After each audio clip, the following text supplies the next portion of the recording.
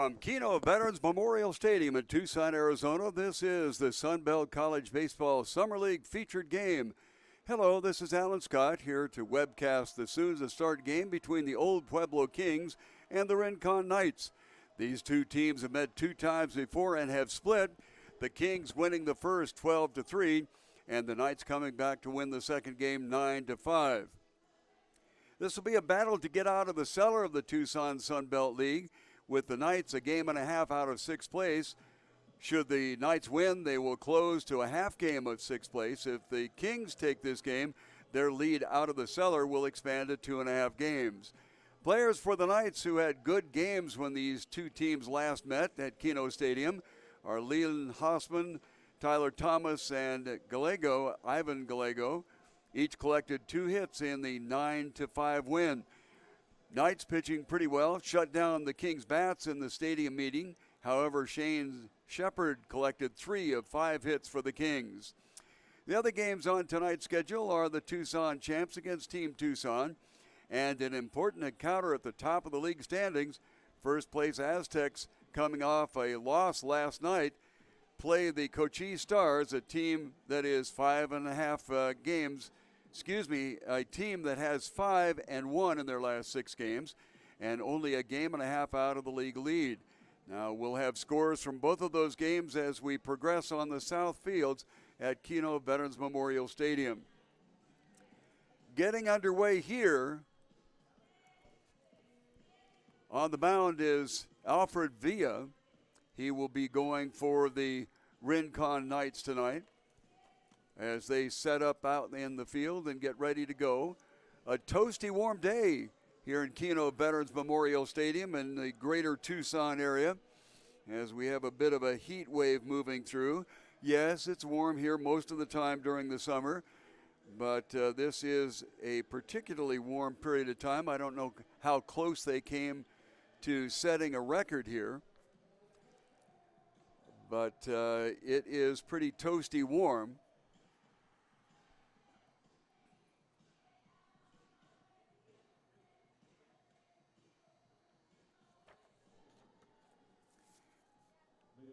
Out on the mound is J.C. Burkett, and he will start things off here for the Rincon Knights. We don't have a whole lot of information, as I've mentioned several times before. The discussion electronically between our on-site scoring and the scoring that is elsewhere, when it congeals it and puts it all together into something. First pitch to Kyle Rivera, who's in center field tonight, was a ball. So we're just getting underway here. This one lifted high and shallow center. Dancing around and trying to get a hold of it is the second baseman. And the second baseman for the Knights struggled and could not grab hold of it. That was Sam Gustafson. So we will have a runner right off the bat with an error. Quite frankly, when you get right down to it, that should have been the right fielder's call all the way coming in on it. But that did not work out that way, and Angel Ferris will be the batter. He's over at second base tonight, normally at shortstop. They've put Travis Cole at shortstop. This one fouled off to the right. We have stands all the way down the right field line and the left field line, with the exception in the left field corner. There is a grassy area there. As you can see, no stands out in the outfield, but that will be loaded on the 4th of July, as we expect 8,000 to 10,000 folks here on a very special night in Kino Veterans Memorial Stadium. At the set, the runner goes. The ball gets away from the catcher, and the runner will move into second base. I'm going to credit him with a stolen base there because he had it pretty well ticketed as he was headed out and got a good early start. So Kyle Rivera goes to second base on a stolen base, and the count to Angel Ferris goes to 1-1.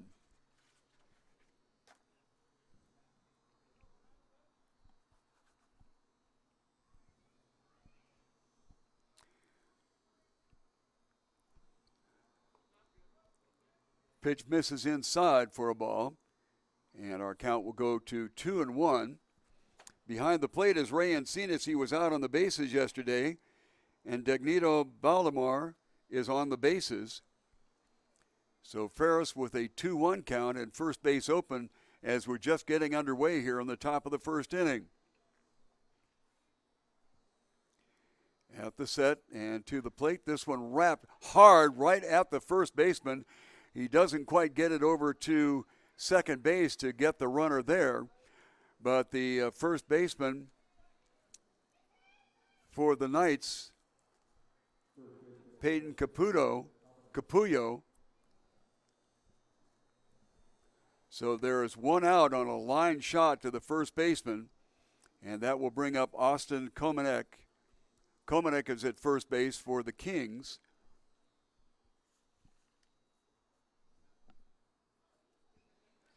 At the set. Nice breaking pitch, but it does not quite break enough, and it is called a ball inside.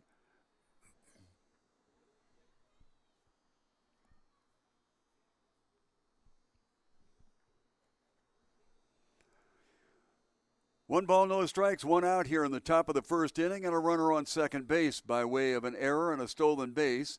Tries to hold up, but is unable to do so.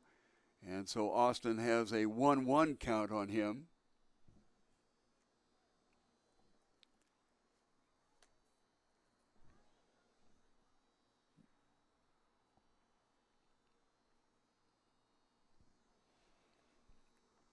Very deliberate out on the mound.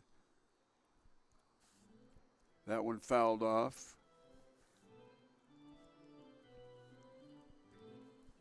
J.C. Burkett is on the mound. And it is a 1-ball, 2-strike count as Komanek fouls it off the screen. Outfielders relatively shallow. Big ballpark here. They have a lot of room that they have to cover. Back to second runs the Rivera back to the bag. On deck hitter is Charles Stewart.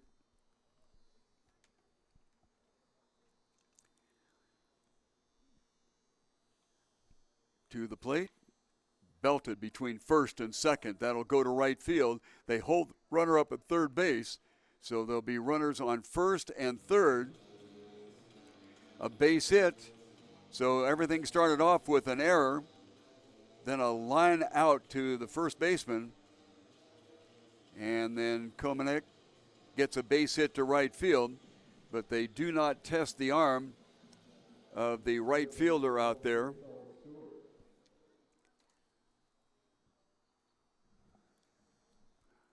The right fielder is Philip Hines. Hines was on the mound the other day. Charles Stewart is the batter.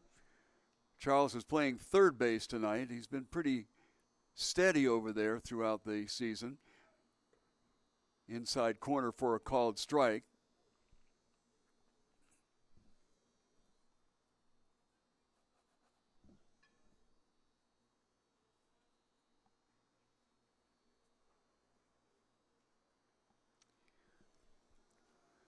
One ball and check that, 1 strike and no balls. First and third, the runner from first goes. The ball is blocked at the plate by Jake Matthews.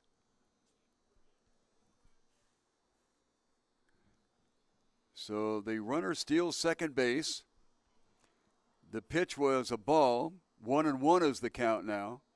So 2 stolen bases here in the early going. Puts runners on second and third. Called strike to Stewart. 1 ball and 2 strikes.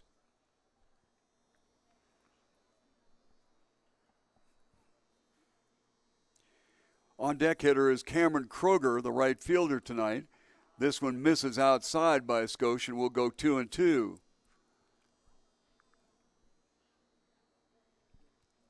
Well, the scorekeeper gave a hit on the dropped ball in shallow right field. I don't think I'm going to be quite that generous. The ball fouled down the right field line. Stands go all the way down to the 340 sign, which is the measured distance from home plate to the corners in both left and right field. Straightaway right and left, 375, and the gaps is 390, and straightaway is 405. Big swing and nothing but air, so that's going to be the first strikeout and the second out of this, the top of the first inning. Right fielder, Cameron Kroger.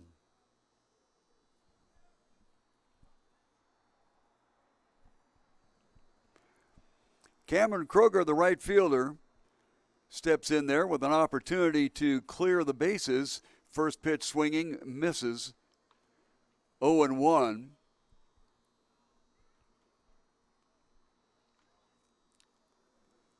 Outfielders have taken a step or two back. This one lifted to right field. Going back for it, and it's going to carry over his head as the right fielder. Bounces off of the warning track and off of the wall, and the throw comes into the cutoff man. They're going to try to get him at third, and it's not in time. So a bases clearing triple with 2 outs in the top of the first inning will plant 2 on the scoreboard for the old Pueblo Kings, trying to keep out of 7th place. They are in 6th place now. They've lost 2 games in a row so far. But 2-run RBI triple, and that will bring up the shortstop Travis Cole. Just misses outside for a ball.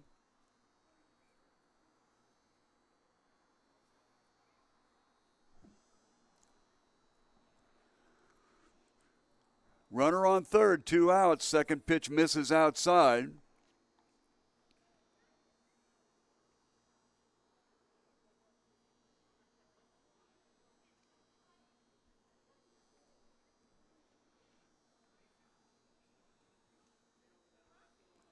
To the plate, big swing, nothing but air.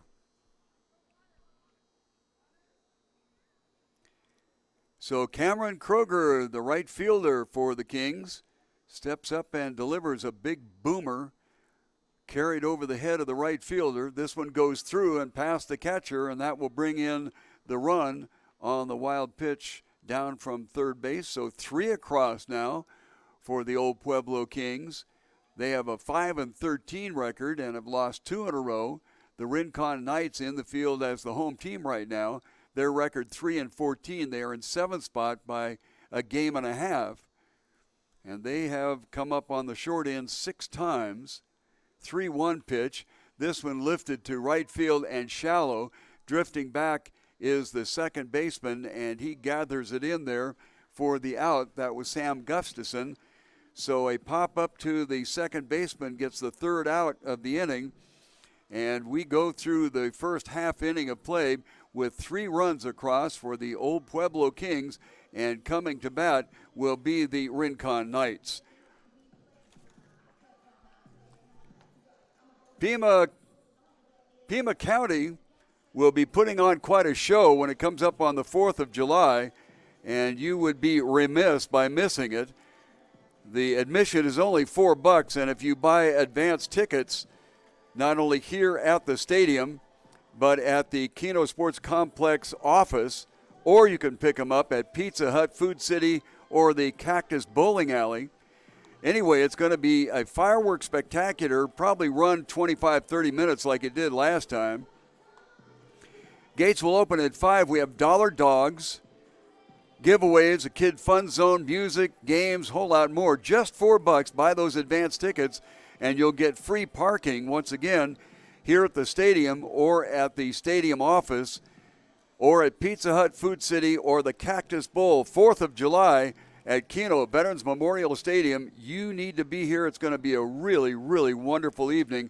Along with the fireworks, there's going to be an all-star game going as well, and it only goes for 6 innings. 7 innings that should be, so you'll have an opportunity to see a short ball game and go from there.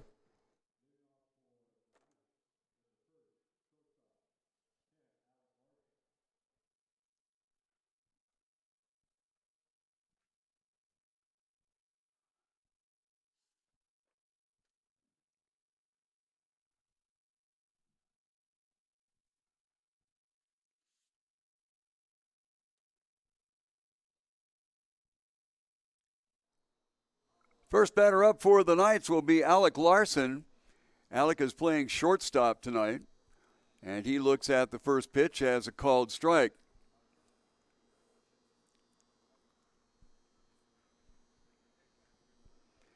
So Alex will lead it off here, and they're going to have to work on getting 3 runs back. This one fouled back to the screen, and it is an 0-2 count coming along here for the Rincon Knights. As I mentioned, 3-14 on the year, and they've lost 6 in a row, so they would love nothing more than to get this thing turned around this evening.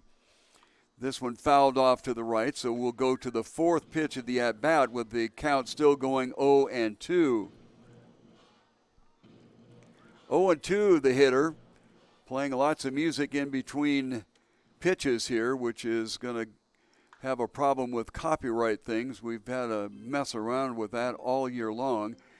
Kino Stadium has come up with paying rights, but for some reason, anytime we get a music bar or two on, so that's why there are going to be some dead silence periods of time here. I apologize for that. But there is no discussion going on with YouTube because it's all done mechanically. This one fouled off, and we will keep the count at 0-2. Last 3 pitches fouled off, and the 6th pitch of the at-bat will be coming up here. Gustafson at second base this evening. This one wrapped down the line and just fair. It's going to make it into the corner, and that will probably result in a double. It gets away from the right fielder and rattles around in the corner. They get it into the cutoff man, and that will end up in a triple. So Alec Larson starts things off with a triple, and that will put a man on third base with nobody out here in the bottom of the first inning. So it rattled around in the corner there, and was really hard for the right fielder to track it down. Ultimately, he did, but not before Larson got all the way around to third. Sam Gustafson, the second baseman, steps in there, swinging at the first pitch and fouling it off to the right side.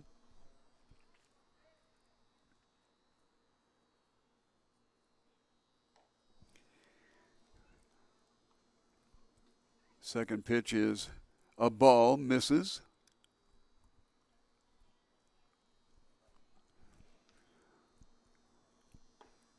Inside again, and the count will go to 2-1. Toasty day today at the stadium, and recorded at the airport about 5 miles southeast of us. Called strike, and it'll go 2-2 to Sam, the second baseman. Got up to 108 today, and will pretty much stay in that category for a while. This one wrapped into left field, and that will bring across a run. A base hit, an RBI single for the second baseman, Sam Gustafson. And that brings around Alec Larson from third base after a triple. So at least the Knights got one back here. And the designated hitter, Tyler Thomas, will step in.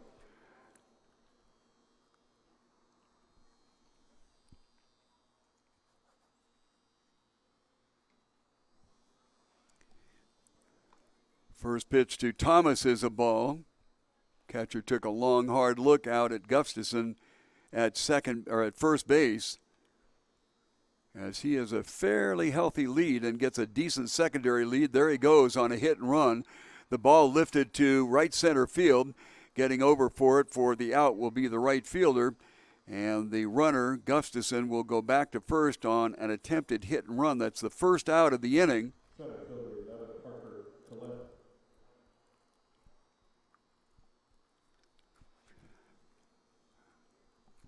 So number 11, Parker Collette, will come up there for the Rincon Knights. See if he can't pick up the runner from first base. Outside for a ball. Alfred Villa gotten 2 first pitch strikes in and now getting 2 first pitch balls in. You want to have it the other way. Outside corner at the knees for a called strike.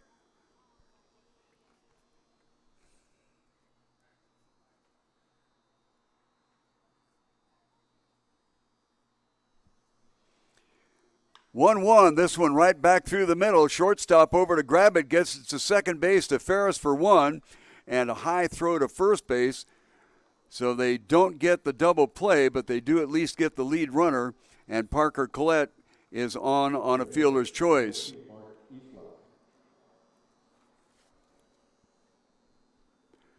Travis Cole did a decent job of getting over and grabbing that ball behind the bag. His momentum was carrying him out to right field, so it would have been very difficult for him to have stopped and gotten his foot on the bag. So he flipped it to Ferris at second base.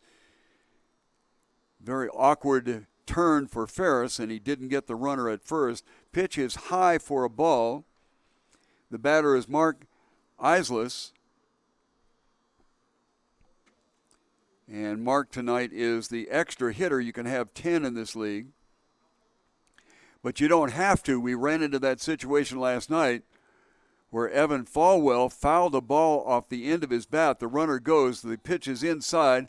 The throw to the right field side of the bag. Ferris grabs it and tries to apply the tag, but doesn't get it down in time. So a stolen base for Parker Collette, and that will set up another runner in scoring position as Isles looked at a called strike. 1 ball and 1 strike. Couple of outs here. Check that, only 1 out. Ball rolls away from the catcher. The throw down to third doesn't get him. So a ball rolls away from the catcher, and that moves a runner down to third. 2 outs here in the bottom of the first inning. And the count 2-1, swung on and missed. Even it up at 2-2. It's dropped all the way down to 100 degrees here, so we're going to have to start breaking out the coats, I'm sure. 2-2, fouls one off into the dugout on the right side for the visitors, the old Pueblo Kings. And they get it back to the umpire. So we'll go to the 6th pitch of the at-bat. 2-2 is our count. Normally clear skies during this period of time. And normally we don't see these skies like this. The ball down low for a ball, and the count will go full. The monsoon season, in which there is a tropical airflow coming up from the Gulf of Mexico, generally doesn't start until August or so. This is what it looks like, wrapped solidly and hard right at the left fielder, and that will create the 3rd out of the inning. Isaac Montano comes over and gets the out. So the 3rd out of the inning, and the Rincon Knights able to push 1 across to kind of get something back here after 1 full inning of play. It is 3 for the Kings and 1 for the Knights. Casal has been a leader in all aspects of fire protection since 1982. Casal Fire Protection Company serves both home and business locations by providing design, planning, and management of your fire protection needs. Casal has an extensive knowledge in fire protection, and they work very hard to keep their fine reputation. Look online to find Casal Fire Protection, first in quality, serving with pride.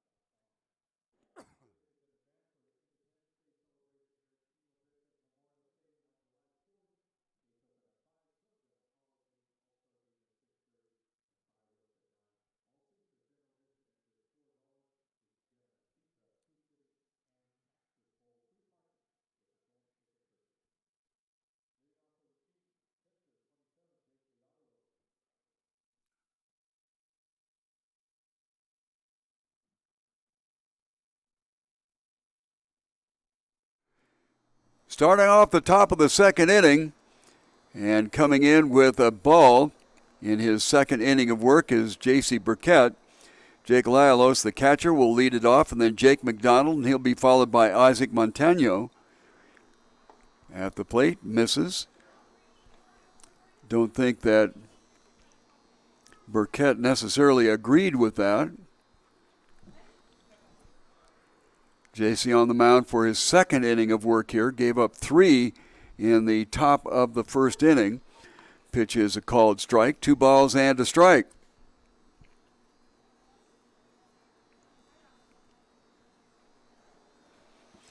Two-one. Outside for a ball. 3-1. On an error. A base hit. A triple. And that's how they came up with 3 in the top of the first inning. They being the Kings, a 4-pitch walk, actually a 5-pitch walk. First walk given up by Burkett. And that will bring up McDonald, Jack McDonald.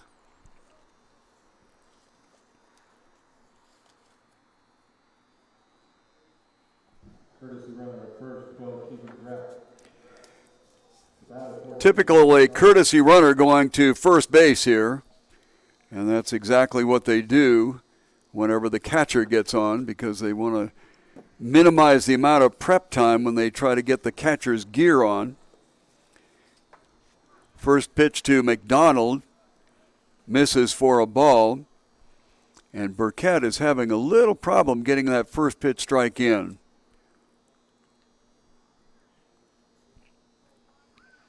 Out the set, decent lead at first, and he goes. The throw down to second base is offline, but runs right into it. And that will be the 2-6 out, first out of the inning, and it'll clear the bases. McDonald looked at a ball.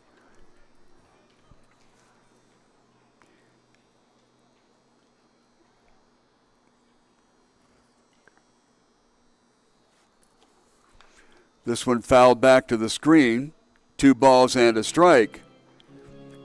So they tried the hit and run, did not work.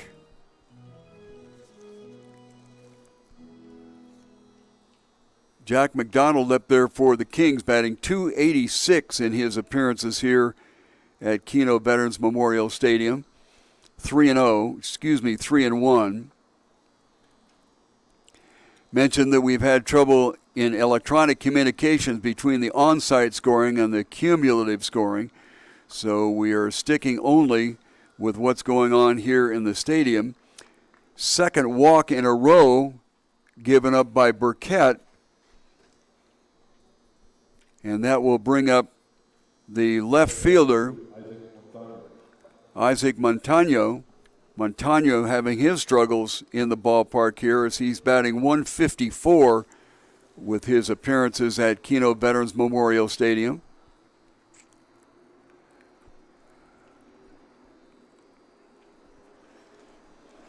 Next up is Shane Shepard. Pitches outside. Shepard has really lit it up here in the stadium.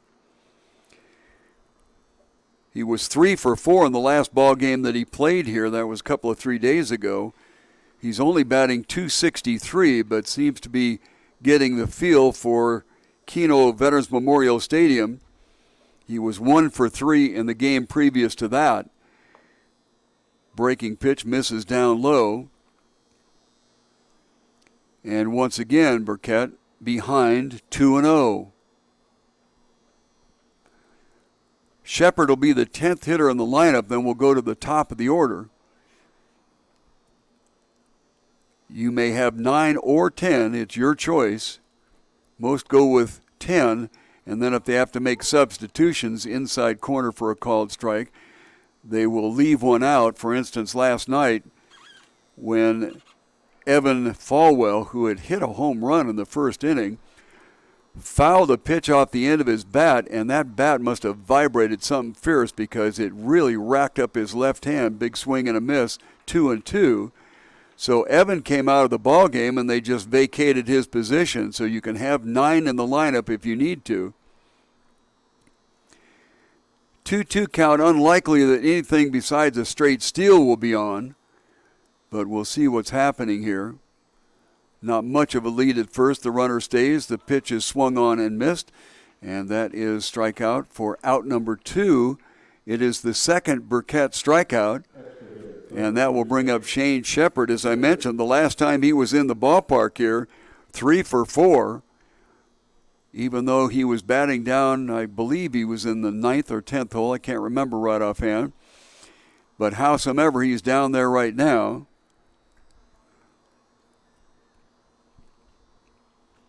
At the set, runner stays, down and away for a ball. So each batter, this is the 4th one in this top of the 2nd inning that Burkett has faced, he has missed with his first pitch. This is the 5th batter in a row dating back to the 1st inning that first pitch has been missed. And boy, if you're working from behind like that, sooner or later it's going to catch up with you. Big swing and nothing but air. 1-1.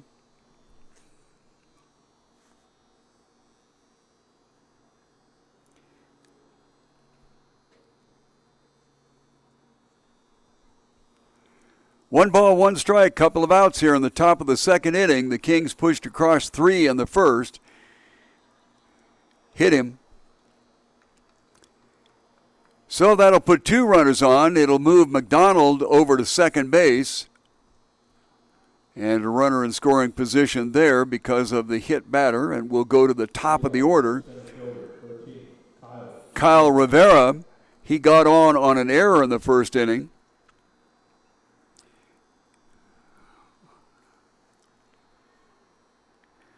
Dominic Erickson is at third base. At shortstop, Alec Larson. Second base, Sam Gustafson. And first base is Peyton Capullo. We'll check the outfield for you here in just a second. Inside corner at the knees for a called strike. Outfield, Diego Iterias. Parker Collette is in center. And Albert Nieto is in right. So beginning to square away defenses here. This one wrapped out towards the shortstop. Larson, he goes the short way to second base and gets the out there, and that will end the inning as we go 6-4, the 3rd out, and that ends the 2nd inning, the top of the 2nd inning, that is. And after 1.5 innings of play, it is the Kings 3 and the Knights 1. O'Reilly Chevrolet would like to have you know about their 95th anniversary tent sale. What a sale. This thing will be ending here shortly, so you better hustle on down to 6160 East Broadway. You get 20% off MSRP on most popular cars, trucks, and SUVs on their lot. That's O'Reilly Chevrolet, 6160 East Broadway. O'Reilly Chevrolet, the good folks that know how to provide the best in sales and service.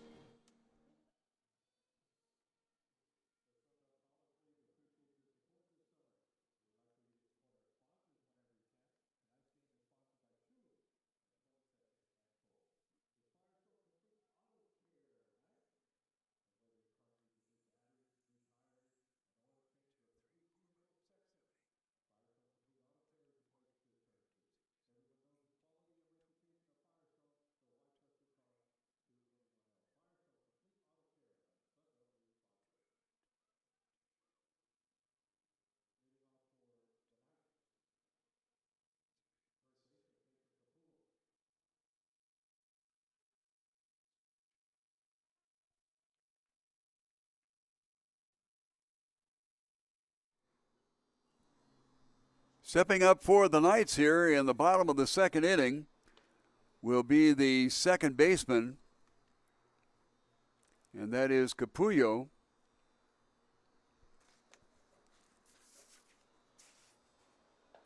Another one inside, just missing there.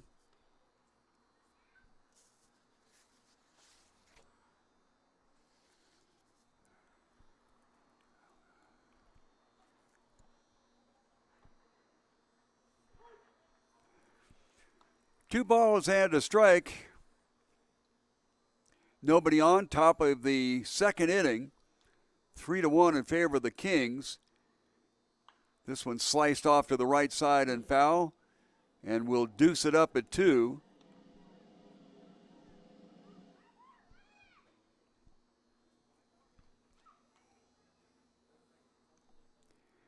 Next hitter up there will be Alberto Nieto. He is the right fielder, fouled at the plate. Stay at 2-2.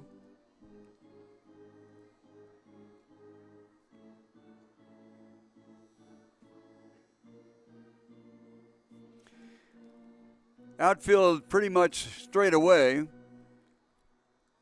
And everybody pretty much in a normal position that you would be to start off an inning. Peyton Capullo, Alberto Nieto, and Daniel Quijada will be the scheduled hitters here. Look and see whether he swung. No, he did not, and it goes to 3-2.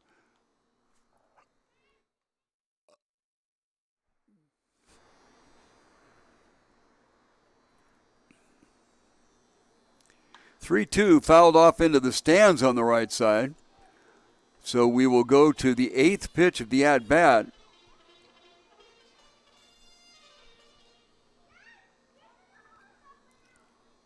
Bottom of the inning here. The Rincon Knights, another one fouled off. So to pitch number 9.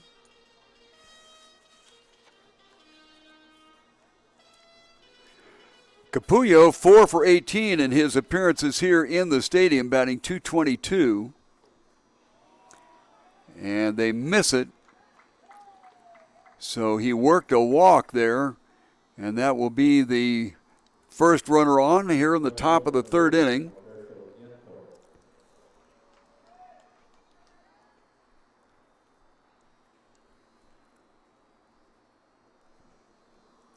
Alberto Nieto, the right fielder, steps in there. .292 in the stadium this year. First pitch swinging and fouls it at the plate.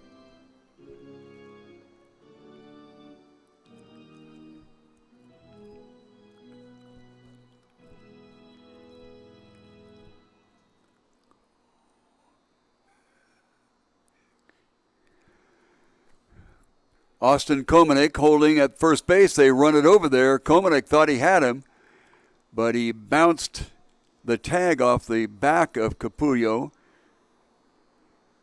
and Peyton's hand was on the bag, so they did not get him. 0-1 pitch, inside, turned away from it, and it's a 1-1 count.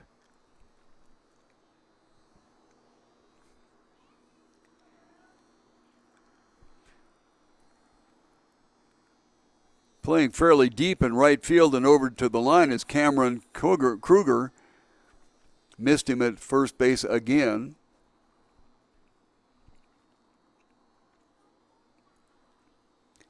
Kroger like the department store, the grocery store.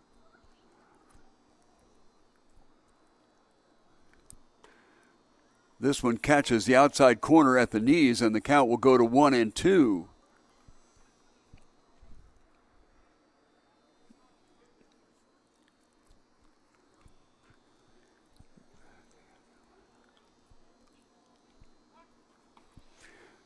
Well, they're working that first base routine over there. They came close the first time. I guess they figured that they'd narrow it down after that. But this one wrapped into left center field, it flies short, and the shortstop gets it. Didn't get as much of it as I thought he did, and he popped out to the shortstop. That is Alec Larson. That'll be the first out of the inning, and a runner, of course, holds at first base.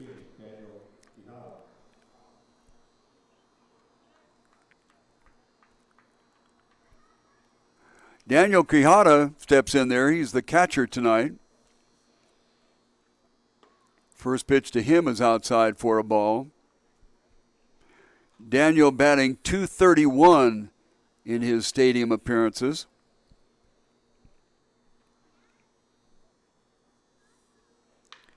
This one hit past the shortstop and into left field, and the throw comes in. Larson tried to get it, but it was a little bit too far out of his reach, so a base hit will run a runner over to second base. Still have one out, And the batter will be Diego Iterios. Diego is playing out in left field tonight. He came in as a defensive replacement in a ball game last week and really did an outstanding job. They'll take Kenneth Markle out to first base as a courtesy runner because Quijada is the catcher and they'd like to have him get his gear on. One of the things that they really concentrate on here at the Sun Belt College Baseball League is to keep the games moving along. This one misses inside for a ball. And once again, Alfred Villa is behind in the count. He got ahead to Nieto, but now has fallen behind in the other three batters, swung on and fouled back to the screen.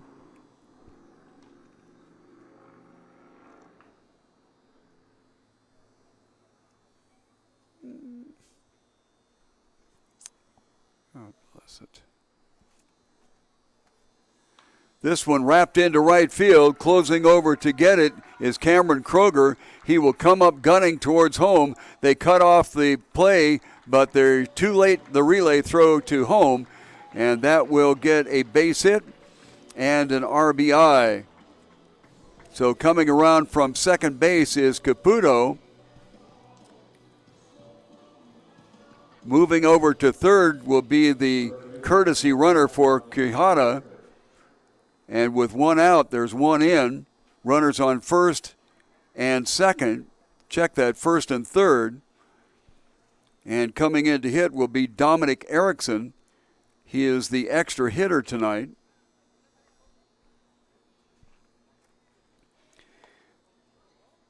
Turns him around. Ball. And once again, Villa getting behind with a first pitch ball. Marco, the pinch runner, over at third. This one plunks the batter and will load him up.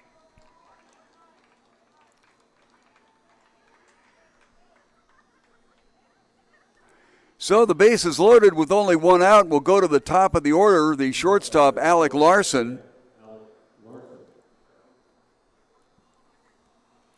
Dominic Erickson at first base, Diego Iterios at second, and the runner for Daniel Quijada is at third, and that is Kenneth Marco.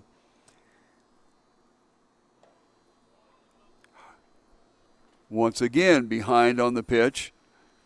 Larson led off the game with a triple.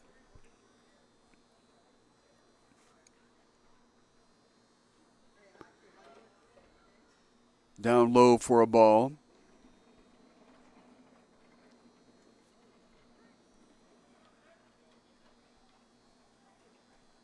Bottom of the second inning, with the Knights threatening to get back in this thing. They dropped 3 runs in the first inning. Next pitch is a called strike, 2 balls and a strike. They got one back in the bottom of the first on Larson's triple, and then an RBI single by Sam Gustafson, who is the next hitter, inside for a ball, and will go 3-1. There's no place to put them. They're all loaded. Gustafson has been doing very well here in the stadium this season, batting .400, got an RBI single in that first inning. This one tagged towards left field, but coming in to grab it is the left fielder. The throw to the plate is not cut off, and the score is made.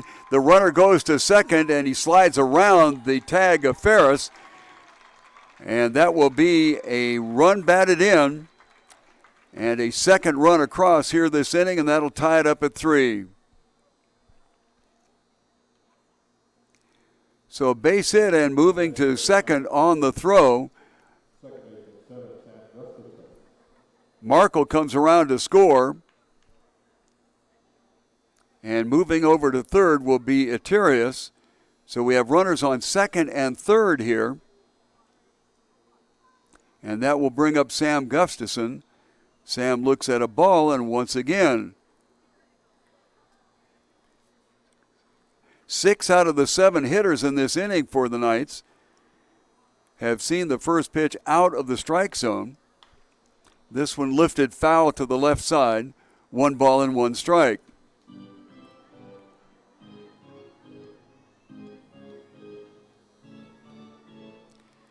So we have Alec Larson at second, Iterios at third. First base is open.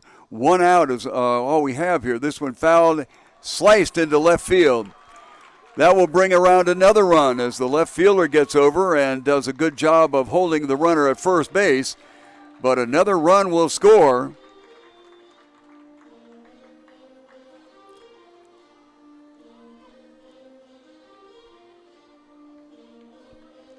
As 4 have played it here, Larson came around. So it is a 2 RBI base hit for Sam Gustafson. And I mentioned that he has been doing very well here in the stadium. First pitch to Tyler Thomas, the designated hitter, is a strike.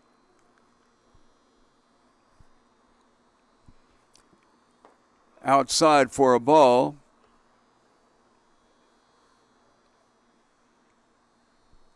One ball and 1 strike.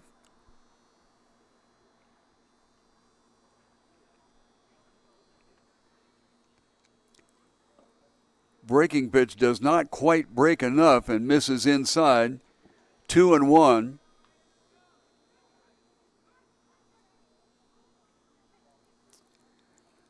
Gustafson on first after a 2 RBI base hit. Spun him around.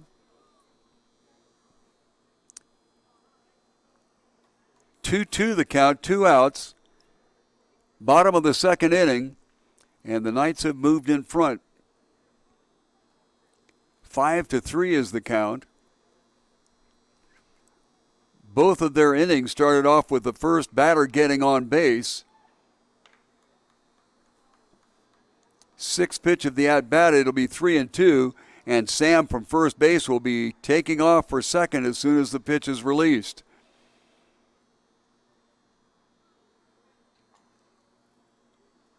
Way outside for a walk. That will be the 3rd walk that Burkett has given up here. And we will go to the 9th hitter of the inning. And the slow walk out to have a chat with the pitcher. This is Parker Collette will be stepping in. 2 outs, runners on first and second with 4 runs in.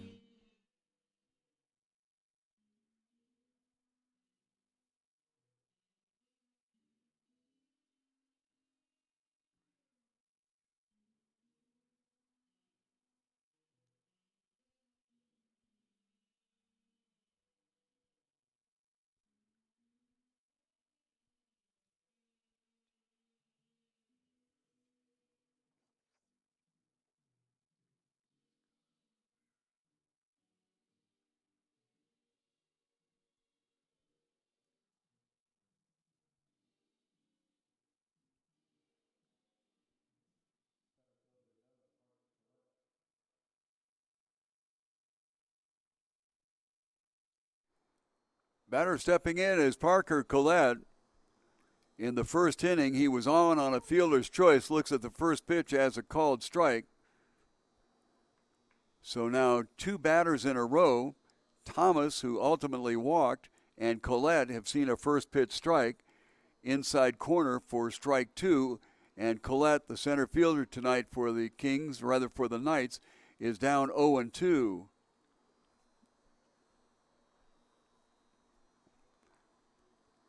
To the plate, way outside. Nice job by the catcher to keep the ball in front of him, Jake Lalos. 2-1. Up high. 2-2. 2 on, 2 out, 2-2 count.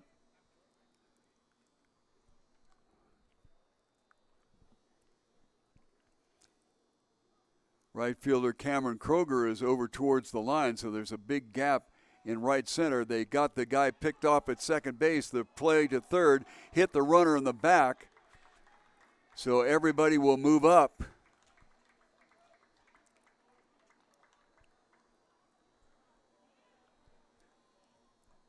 So they had him pretty well picked off over there.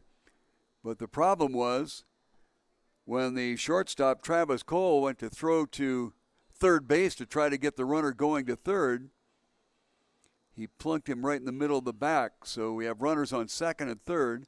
2-2 count, big swing and a miss. So nothing is harmed by the move up of the runners.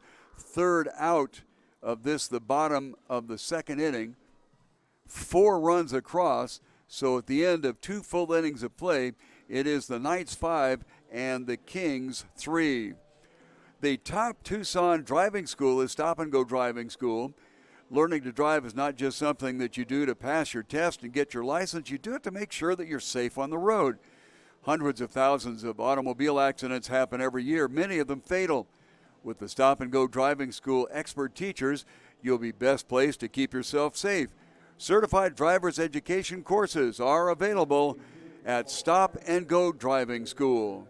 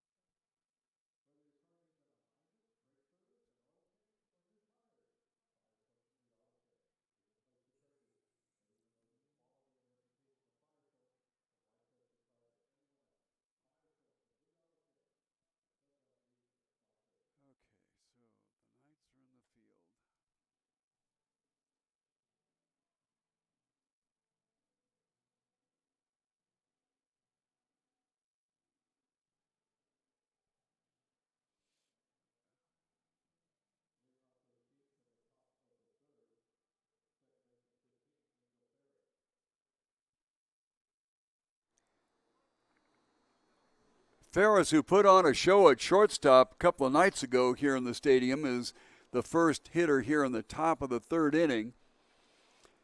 Ferris will be followed by Komanek at first base. First pitch swinging, misses. And the third man on the schedule here for the top of the third is Charles Stewart.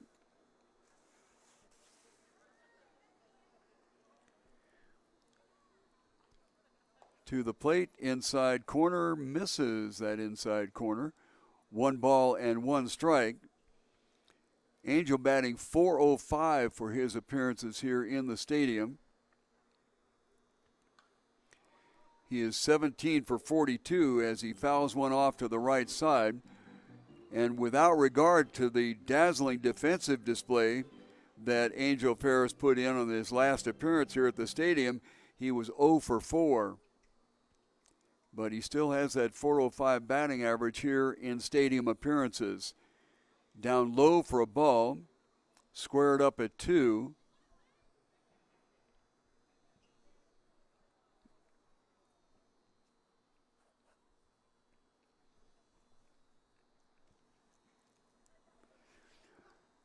Two outside, and we'll fill it up. 6th pitch of the at-bat coming up here.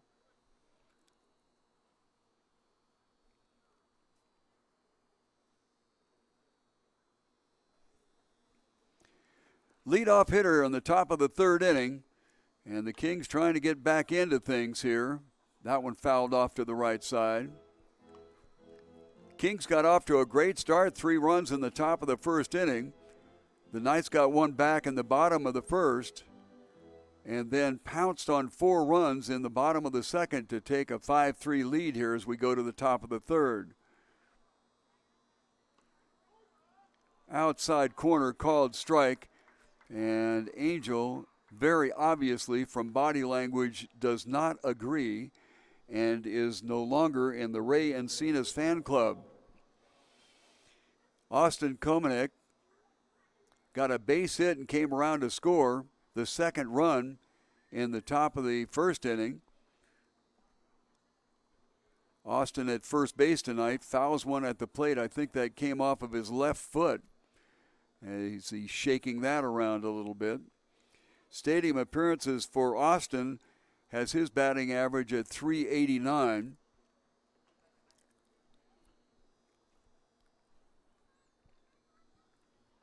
Coming into the inning, this one wrapped into left field and will get down for a base hit. So a base runner on with one out, and Charles Stewart will be stepping in.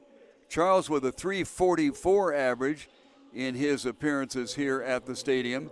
He struck out swinging in the first inning.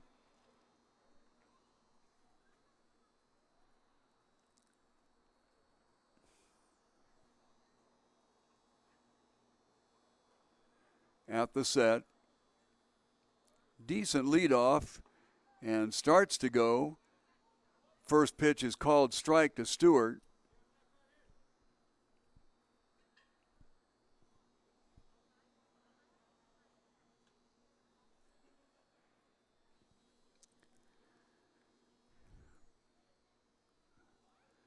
To the plate. This one fouled off to the right side. So Mr. Stewart, the third baseman tonight for the Kings, is on the ropes 0-2. One out, runner on first.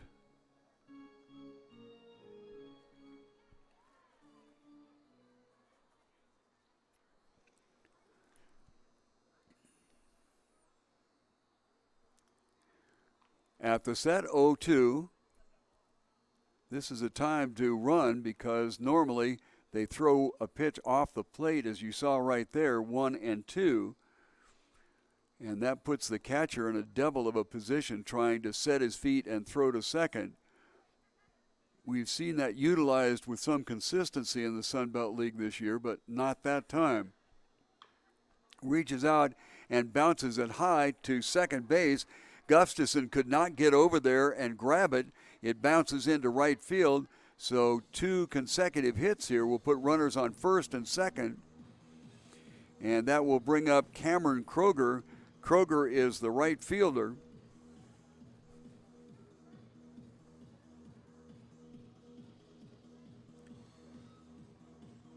Kroger .313 here in the appearances at the stadium. So 2 runners on, only 1 out in the top of the third, with the Kings trying to get back in it. They gave up 4 in the second and are now down by 2, 5-3. Kroger waves at one and misses it.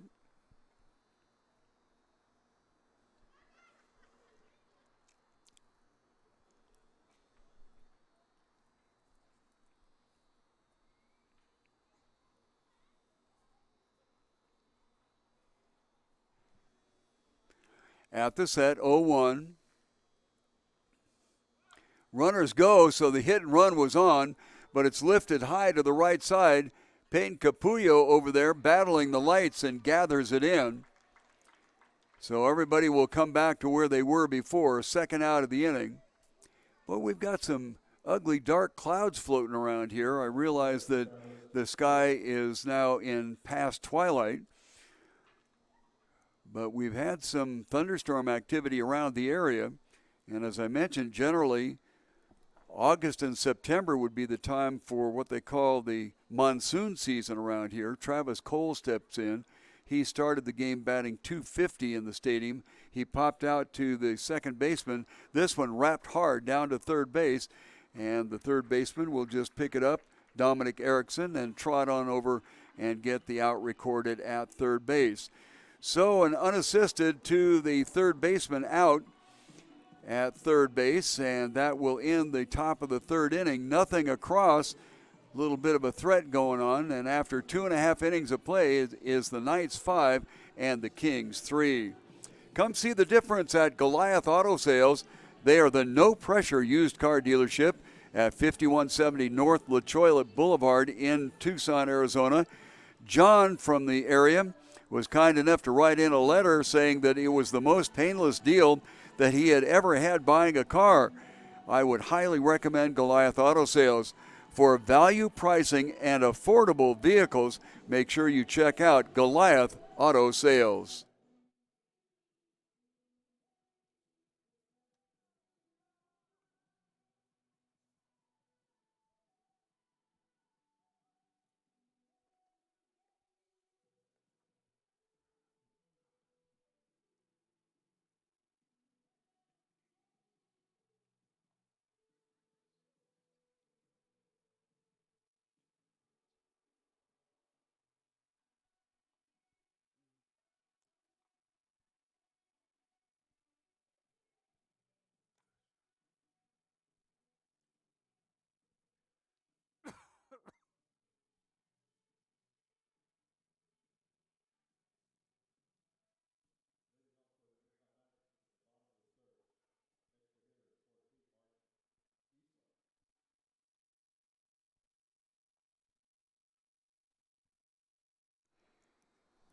Leadoff hitter will be the extra hitter, Mark Islas. He ripped a line drive to left field for an out in the, well, actually, it was the last out in the first inning. Peyton Capullo, the first baseman, will be the next scheduled hitter. The first pitch is down low for a ball. And then the third man up scheduled in the inning is Alberto Nieto, who popped out to the shortstop, Travis Cole. At the set, 1-0. Outside corner misses. So 2-0. Islas in his stadium appearances, 278. Of course, that's going to be down a little bit with the line out that he had in the first inning. Misses outside, and 3-0.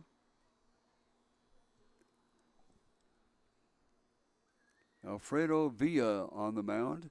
Came into this inning with 61 pitches and having given up 6 runs, check that, 5 runs so far at the knees for a called strike.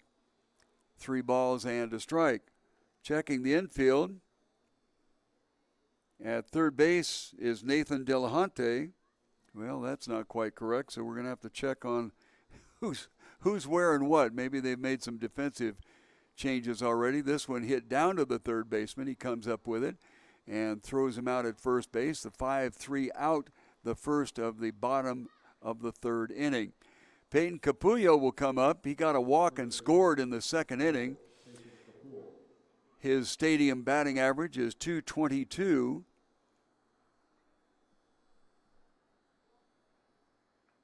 Charles Stewart is over at third base. Got the scorebook upside down today. To the plate, swung on, outside corner, and missed. 0-2. Lights completely on here, covering the field. Kino Veterans Memorial Stadium, where you need to be on the 4th of July. No ifs, ands, or buts about it. This will be quite a show. This one fouled off to the right side. I don't care if you're in Wisconsin or Maine or wherever. Catch a flight. We'll see you out here. Capullo down 0-2. At the set is Villa. Comes to the plate. Inside misses. Generally, you do not like to have an 0-2 count anywhere near where a batter might be able to get a bat on the ball. 1-2. This one lifted foul to the right side in the stands.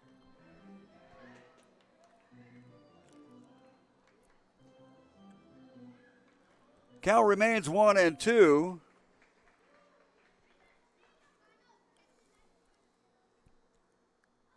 Capullo had a 2-for-2 night here in the stadium along the line. This one's fouled off as well.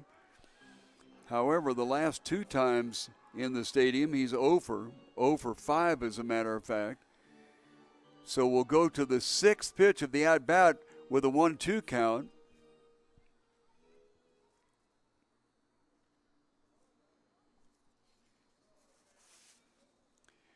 At the set, 1-2.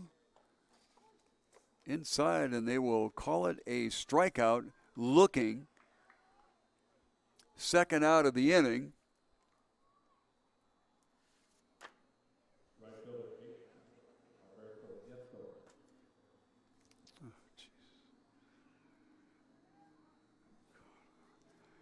So that'll bring up Alberto Nieto, the right fielder, who popped out and fouls this one into the stands. Have a crowd here tonight that is a little bit larger than we've been getting. We add a few more and a few more and a few more each time. Big swing and a miss, and Nieto is down 0-2.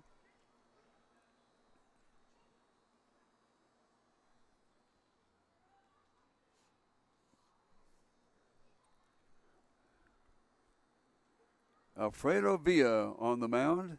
This one wrapped right up through the middle, and it'll be a seeing eye base hit into center field. A 2-out single puts a runner on first base.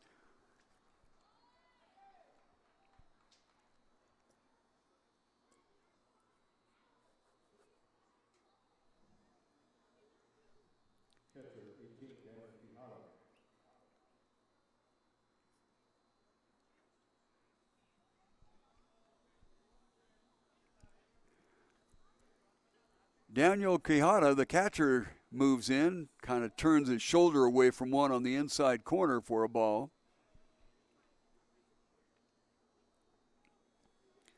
Daniel batting .231 in his appearances. The runner takes off at first, and he was about 2/3 of the way down to second base before anything happened. Villa never looked at first base, and Nieto realized that, and he was at least 2/3 of the way down to second before the pitch was even thrown. This one wrapped out towards the shortstop. Travis Cole gets a big arm over to first base, and that'll be the third out of this, the bottom of the third inning. Nothing across in the bottom of the third. So our score remains after 3 full, the Knights 5 and the Kings 3. Rincon Financial Group is a Tucson organization that understands that individuals face unique challenges as they prepare for retirement. The Rincon Group is standing by to take the mystery out of preparing for today and tomorrow. What goal do you have? Retirement preparation, college savings, estate strategy? Well, the personalized services of the Rincon Financial Group is ready to focus on your needs, wants, and financial goals. The Rincon Financial Group.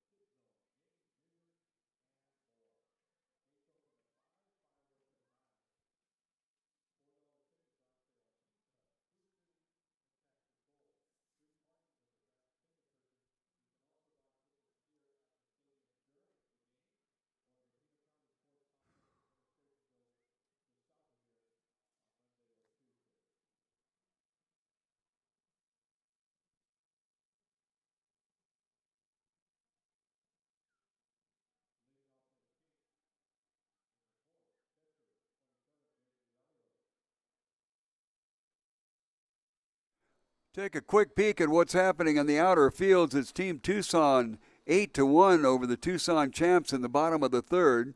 Cochise Stars are losing to the Aztecs 3-0, and that one in the top of the fifth. Here in the top of the fourth inning, it's the Rincon Knights 5-3 over the Kings, and the Kings up there right now with their catcher Jake Lialos looking at the first two pitches outside the strike zone, and he is on top in the count 2-0. J.C. Burkett out there for his fourth inning of work has thrown 58 pitches through the previous 3 innings and given up 4 hits. Big swing and a miss, and the count will go 2-1. 3-5-1 for the visitors, the Kings, and 5-6-0 for the Knights. This one, boy, that bat shatters and goes about as far as the ball went out to the shortstop, Alec Larson.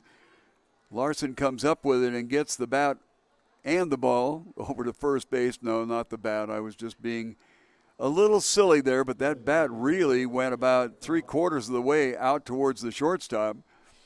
First out of the inning, Jake McDonald will be up there. Jake got a walk, part of 2 consecutive walks in the second inning, but with a strikeout, a hit batter and a throwout, and a fielder's choice, the inning ended without anybody coming across. We're in the top of the fourth. First pitch to McDonald is a ball.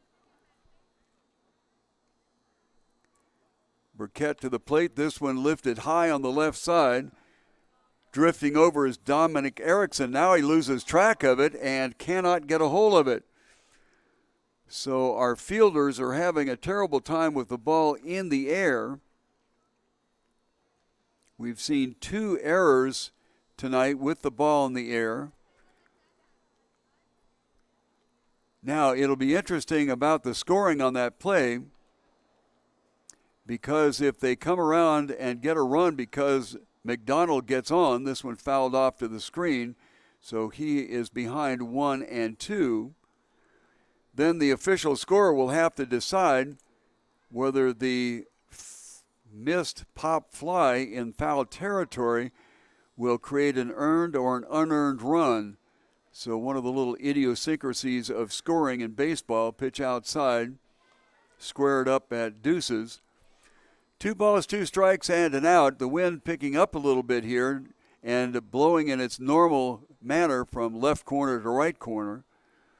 We'll take a look at the distances on the field. Big swing in the dirt. The catcher comes up with it and gets it over to first base, so it'll be a swinging strikeout. And for Burkett,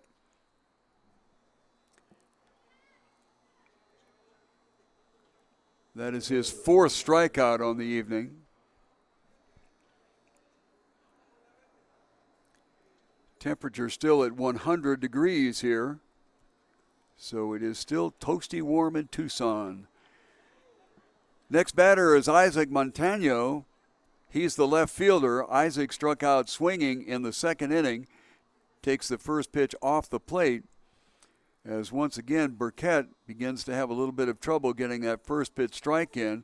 He does even it up at 1-1, as the 3 batters that he has faced here, he has not gotten the first pitch strike in. He ran into the same problem in the second inning, somehow escaped without giving up a run. Big swing and a miss, 1 ball and 2 strikes. We're in the top of the 4th. The Kings got off to a good start with 3 runs in the top of the first inning, but since have surrendered 1 in the first and 4 in the second, and they are down 5-3, high fastball, and that will be the 5th strikeout for Burkett, and will end the inning 3 up and 3 down, and we will have nothing across here in the 4th inning, and after 3.5 innings of play, it's the Knights 5 and the Kings 3. Your Jimmy John's restaurant locations in and around the Tucson area know how much you care about freshness. That's why they spend hours in preparations every day just to make your sandwich quickly and efficiently when you stop by one of the stores. You get the freshest breads, all natural meats, and hand-sliced veggies every time. Stop by the store, or if it's more convenient for you, order online at jimmyjohns.com.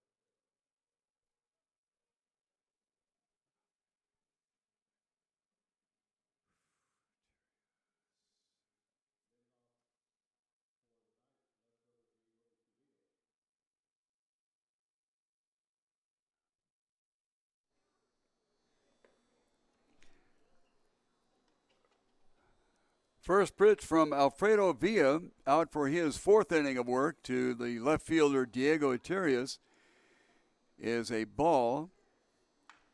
Iturrias wraps one out towards second base. It's picked up by Angel Ferris, and he gets it over to the first baseman, and that will be the first out of the inning. Second pitch swinging, 78 pitches thrown so far by Villa, and out of the 78, he's got 50 strikes. So he's moving along fairly well with that. In the second inning, Iturrias got an RBI single, one of the 4 runs that came across for the Knights in the second inning, and that'll bring up Dominic Erickson. He is the extra hitter. Check that. He is the third baseman tonight, and he immediately wraps a base hit into right field. So a 1-out base runner. And we'll go to the top of the inning, or the top of the order, Alec Larson.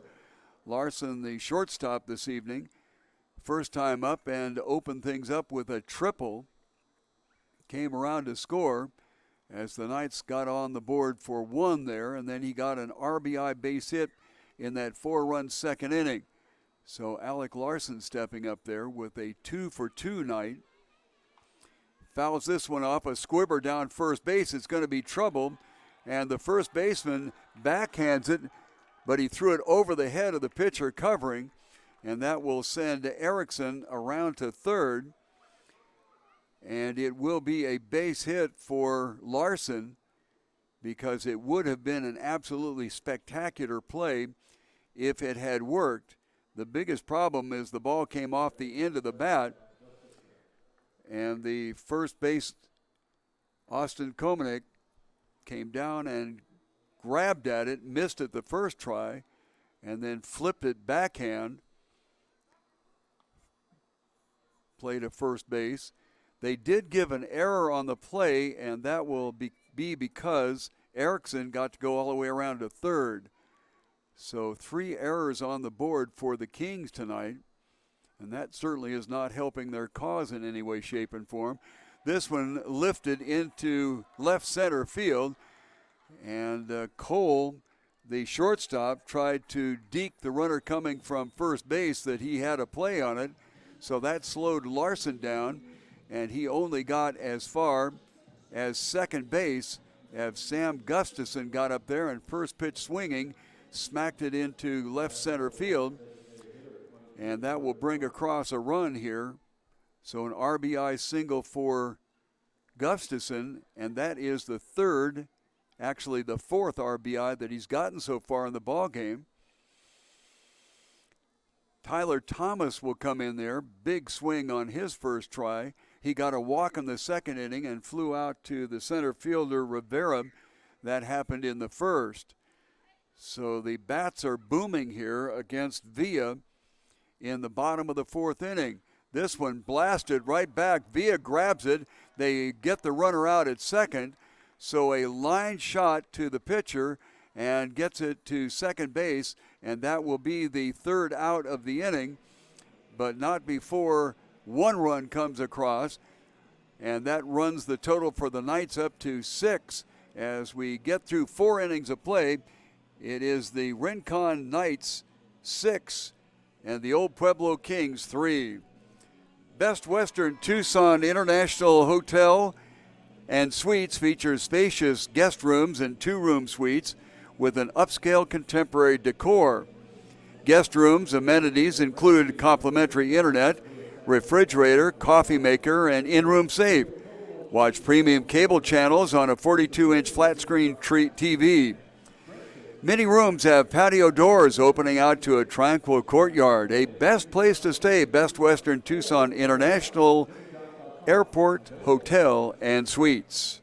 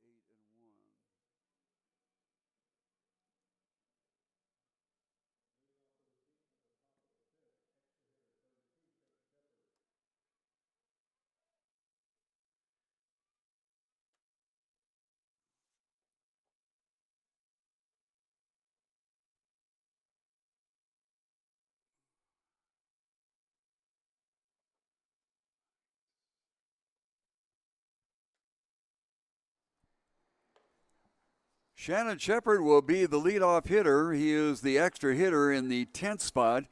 And then we'll go to the top of the order, Rivera and Ferris. Shane was hit by a pitch in the second inning. Takes a second pitch outside for a ball. And J.C. Burkett starts right back off where he left off in the fourth inning, missing that first pitch strike. So this is now the fourth batter in a row that the first pitch strike has been missed. Called strike on that pitch, and it's 2-1.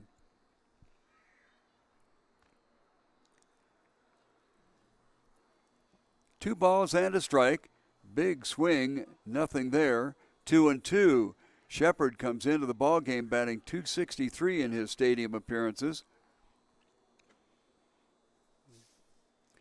He goes to Southern Nazarene University and a recent graduate of Catalina Foothills. The ball outside and will fill it up 3-2. Dominic Erickson at third base, Alec Larson at shortstop, Sam Gustafson at second, and Peyton Caputo is over at first. Outside, and the leadoff runner is on with a walk.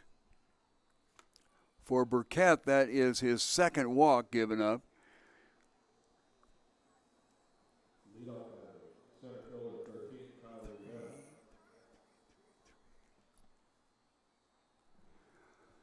To the top of the order, Kyle Rivera got on an error in the first inning, and that led to 3 runs in the inning and was part of a fielder's choice situation that ended the bottom of the second. This one inside corner for a called strike. Did I say bottom? It is the top of the second that he had the problem there, getting the last out in the inning with a ground out. So we're at the top of the 5th inning. First pitch to Rivera, the center fielder tonight, is a strike. This one fouled off to the right side. It'll reach the stands, and the count goes 0-2 as the children go scrambling for the baseball. Normally at this level, you try to get the ball back into play, but tonight has been a different story as the young people have been scurrying around and hanging on to the baseballs. We have probably twice the number of people here tonight than we normally get. So a Saturday evening at the ballpark, this one hammered down to third. The ball is fumbled there by Erickson, and he gets it over to second, but not in time. So we will have an error by the third baseman, Erickson, that will get runners on first and second and bring up the second batter in the order. This is Angel Ferris. Ferris struck out looking in the third on a called strike that he did not agree with. He ripped a line drive right at the first baseman, Peyton Capullo, in the first inning, so he's 0 for 2. Runners on first and second with the Kings threatening here. They need a couple to get back into it. Squared around to bunt. The ball gets away from the catcher, but there is no advance, and it is a ball.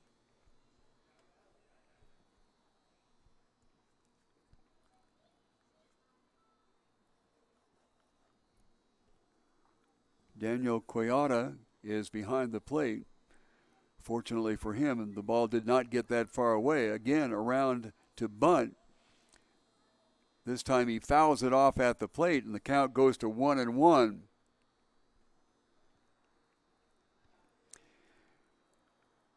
Hate to say it, but I think the bunt is a dying art form, especially on the lower levels of baseball.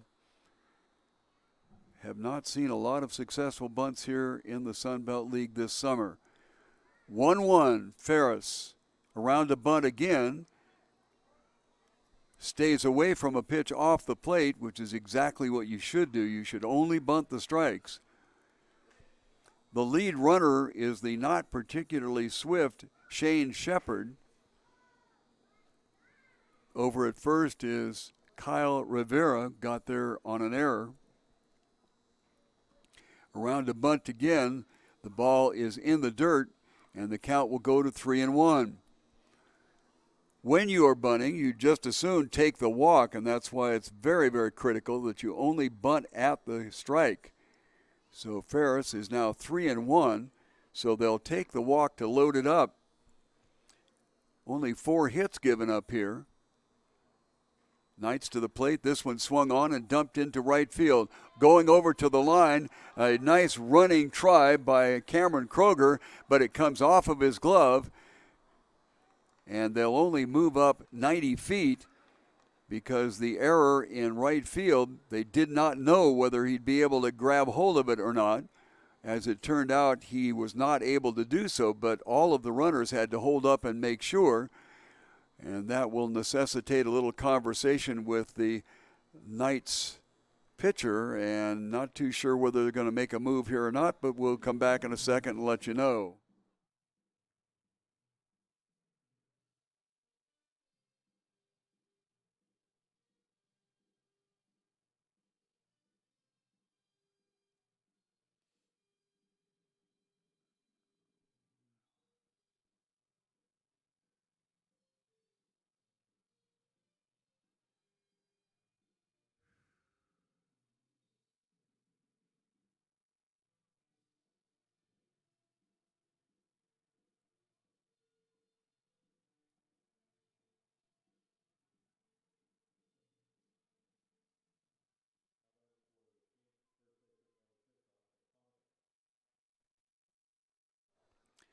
Well, they're jammed, no place to put them. The first baseman, Komenick, is up there. He got a base hit in the 3-run first inning. First pitch to him, well, they didn't get to it. He also got a base hit in the third inning, so he is 2 for 2 and came into the stadium tonight batting .389. Nice move by the catcher, Quijada, to keep the ball in front of him on a pitch down low and away.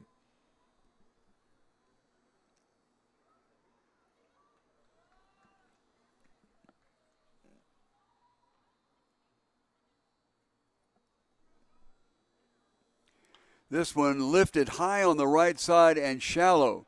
Nieto over towards the line. This one he grabs. The throw to the plate misses the cutoff man, and the catcher grabs it. They thought he had him at the plate, but he just got his hand in. That was Shane Shepard.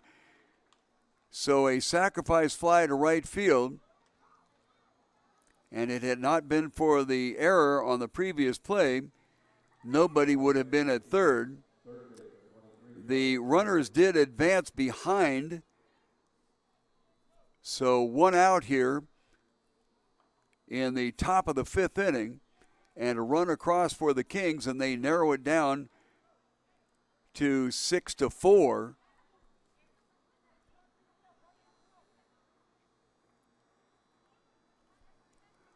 That'll bring up Charles Stewart.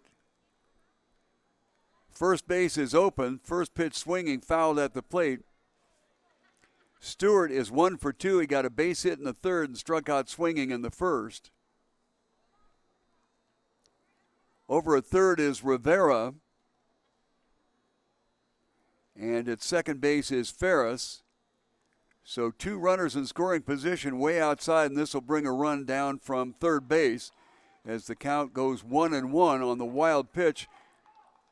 The score is now 2 across, 6-5, so it's narrowed down to 1.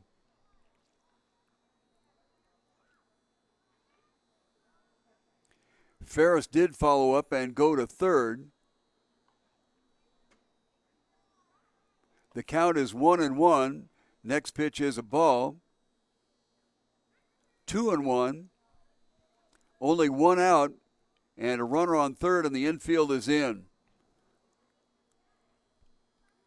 Big swing and nothing. 2-2. Stewart batting .344 in his appearances here at the stadium. That's probably gone up just a skosh with the 1 for 2 batting in the first 2 at-bats. 2-2. Swung on, but the ball gets away from the catcher, so he's going to throw him out at first base. Nice job by the first baseman, Caputo, to scoop that one up. It was somewhat headed towards right field as the catcher, Quijada, had to scramble back and get the ball that squirted away from him. Second out, and Ferris at third made no attempt to score. And Cameron Kroger will be the batter.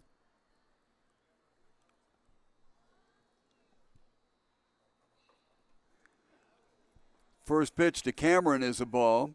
He got a 2-run RBI triple in the first inning, and that's how the Kings got off to a 3-run lead. A sinking line drive to left field, and a really fine play out there by Diego Aterios as he comes up with a run-saving grab on a line drive that was a dying quail that will end the top of the fifth inning.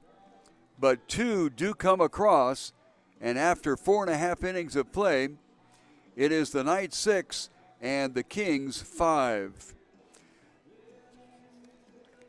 Firestone Complete Auto Care is your go-to tire store in the greater Tucson area. Find the right tires online or in the store. There are 5 locations. You can pick the one closest to you in the 2400 block of North First, 3501 East Broadway, 290 West Wetmore Road, 4800 block East Sunrise, or 7950 East Speedway. Anywhere you go for Firestone Complete Auto Care, you will not be disappointed.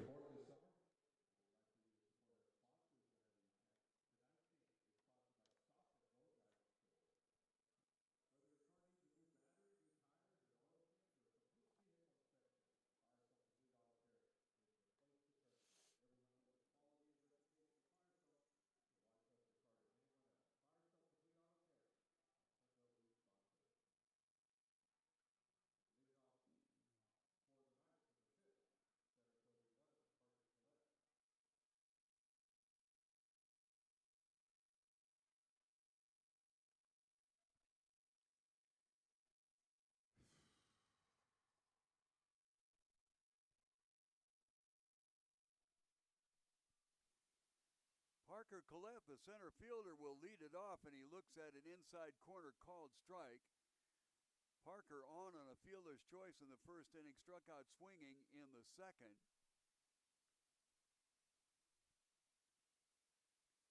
Alfredo Villa out there, and he is starting the inning having thrown 86 pitches through 4 innings.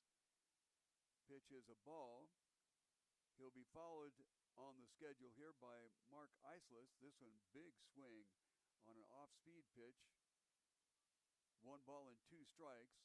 The first baseman, Peyton Capullo, will be the third hitter in the inning. We are in the top of the 5th inning, and only 1 run separates things right now.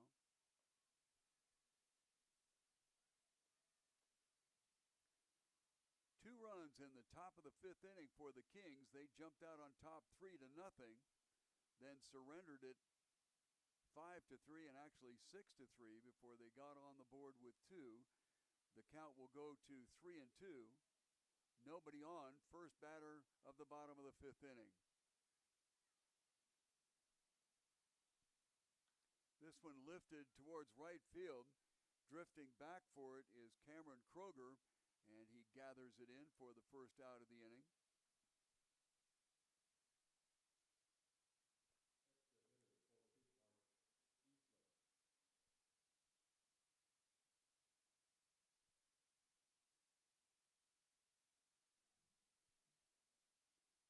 Islas is the hitter. He's the extra hitter tonight. He's been behind the plate on several occasions that we've seen here in the stadium. His stadium batting average started out tonight at .278, but it is dipped down because he's 0 for 2. This one he lifts high to shallow left field. The shortstop back there to get it is Travis Cole. And so somewhat an economy of pitches here for Villa in the bottom of the 5th inning. First pitch swinging was Islas. And that'll bring up the first baseman, Peyton Capullo. Struck out looking his last time up in the 3rd, got a walk before that and came around and scored in the 2nd. That was that 4-run 2nd inning for the Knights. Outside corner for a called strike.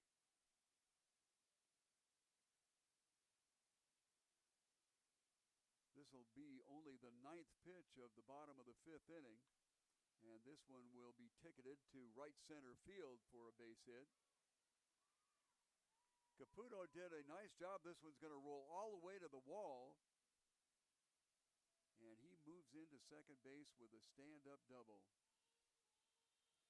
We have seen a lot of hits that way. This is a rather large outfield for players on this level in baseball. And scurrying over to try to grab hold of that thing before it got to the wall was Rivera in center and Kroger in right. Neither got there, and the thing rolled all the way to the wall. Alberto Nieto, up there with 2 outs and a runner in scoring position, looks at the first pitch off the strike zone. Nieto got a base hit in the third and popped out to the shortstop Cole. That was in the second. First base is open. This one wrapped sharply right at the second baseman Ferris, who gathers it up and gets it over to first base for the third out. So no harm there despite a double. And at the end of 5 full innings of play, nothing across here in the bottom of the fifth inning for the Knights. And after 6 full, it is the Knights 6 and the Kings 5. When you want really good Tex-Mex cuisine, go to Chewy's Mesquite Broiler at East 22nd and Colb. Chewy's knows what Southwestern tastes are all about, and they are there to satisfy. Chewy's on 22nd Street is open until 10 on weeknights and Sundays, until 11 on Fridays, and until midnight on Saturdays. Enjoy the food, decor, and drinks at Chewy's at East 22nd Street and Colb. It is worth the trip out there just to see the very unique decor at Chewy's 22nd and Colb.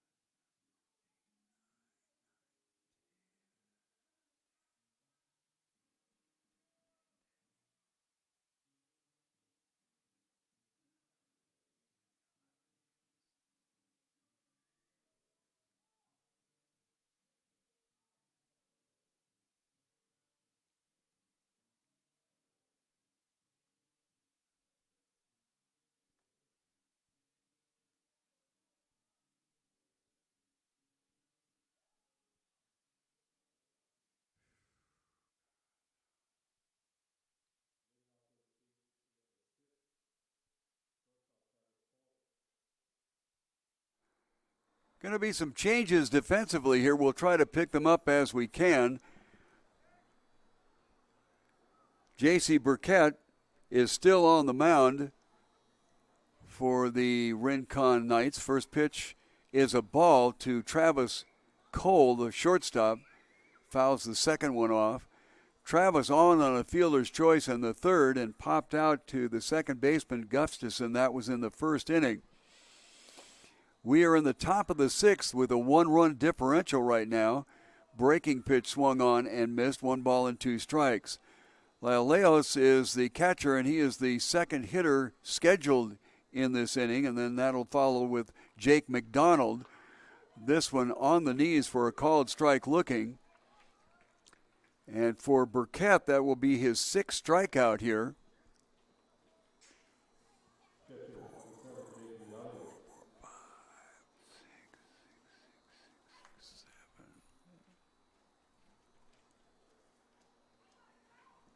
Coming up is Leos, the catcher.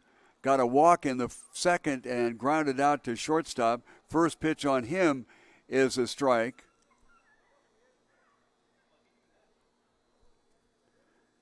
Leos came into the game with his stadium batting average of .222. Next pitch misses for a ball 1-1. Jake McDonald is the on-deck hitter. This one at the knees for a called strike. So Burkett has found the strike zone here in the 6th inning. Fouled straight back. Count will remain 1-2.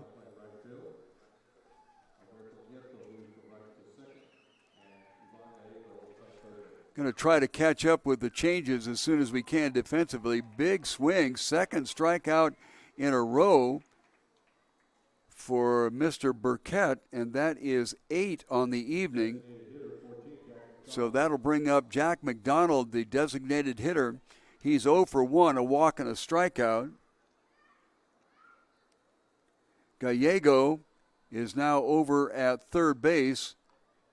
That is Ivan Gallego.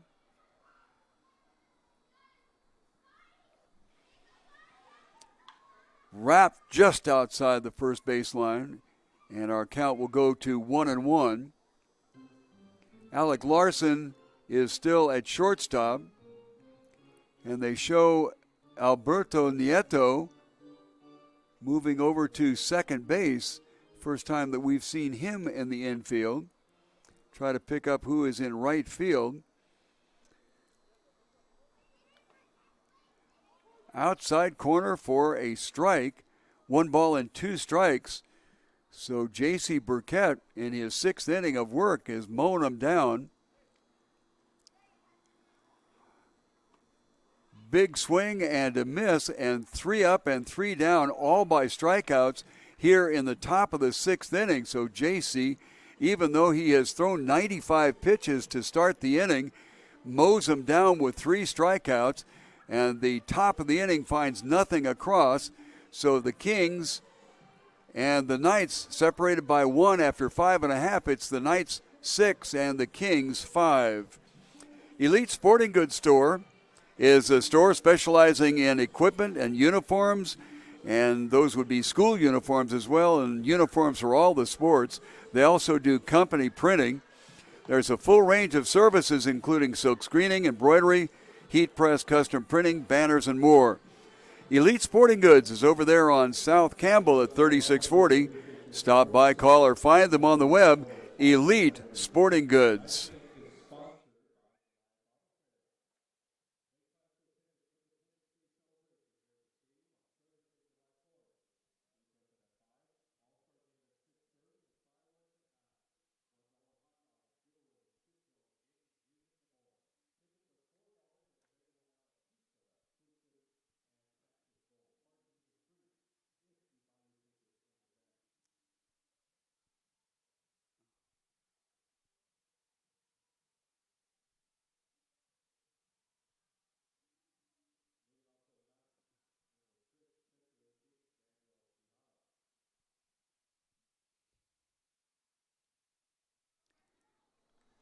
On our way to the bottom of the 6th inning, Daniel Quijada, the catcher, Diego Iterios, the left fielder, and Dominic Erickson, I believe, has been replaced at first base, or rather third base, so we'll have to watch who comes up into the on-deck circle.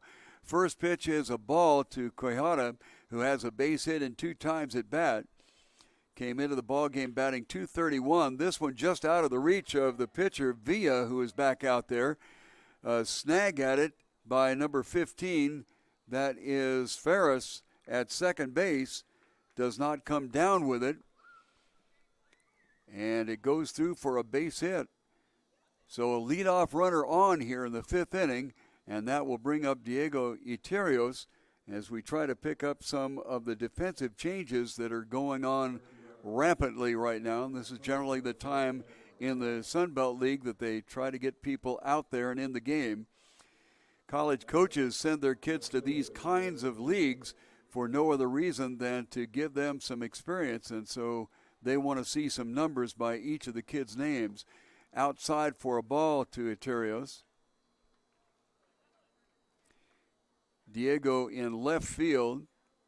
Runner on first. Villa is still the pitcher. To the plate, lifted to the right side. It may catch the seats, but getting over there to take a look at it is the right fielder, Cameron Kroger. Cannot get there in time, and the count will go 1-1.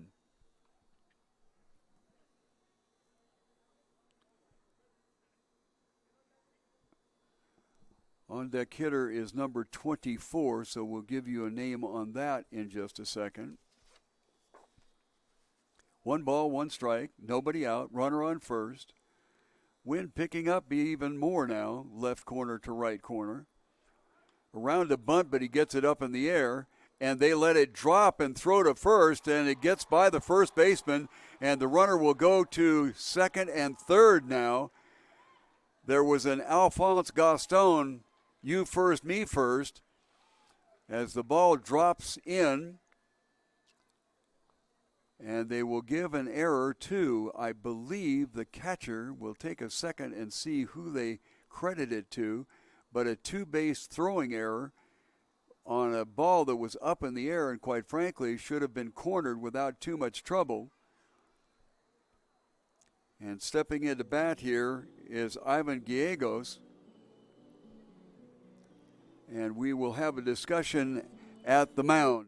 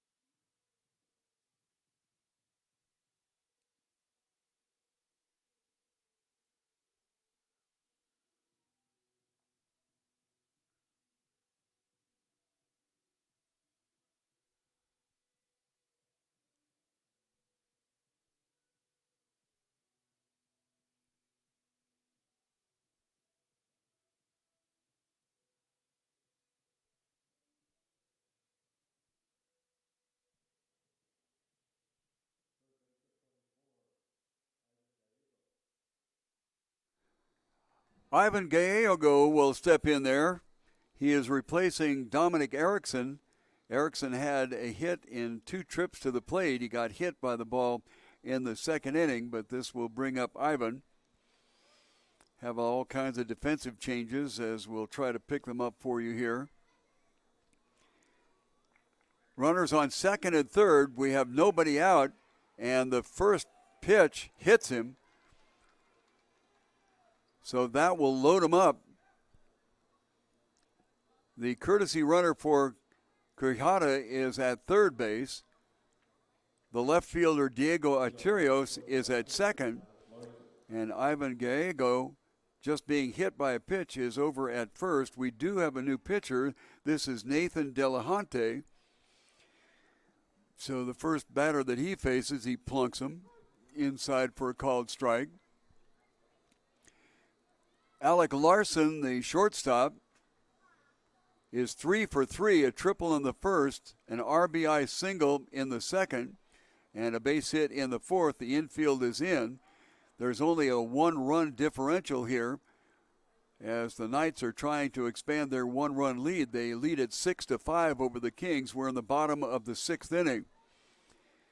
So they're looking for the home to first double play here if they can pull it off. This one lifted into right center field. Somebody's going to have to hustle to get it. The right fielder gets over there. Cameron Kroger.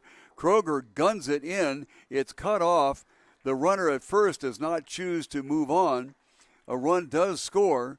So a nice play by Kroger, coming a long distance to be able to get the first out of the inning. But it is an RBI for Eric Larson. Alec, I should say. The run comes across from second to third. The runner stays at first. So we have runners at first and third, and the batter is Sam Gustafson. However, he is being replaced, and we'll try to get who this is. First pitch swinging off for a strike. For the Knights, this is Alfonso Pesquera.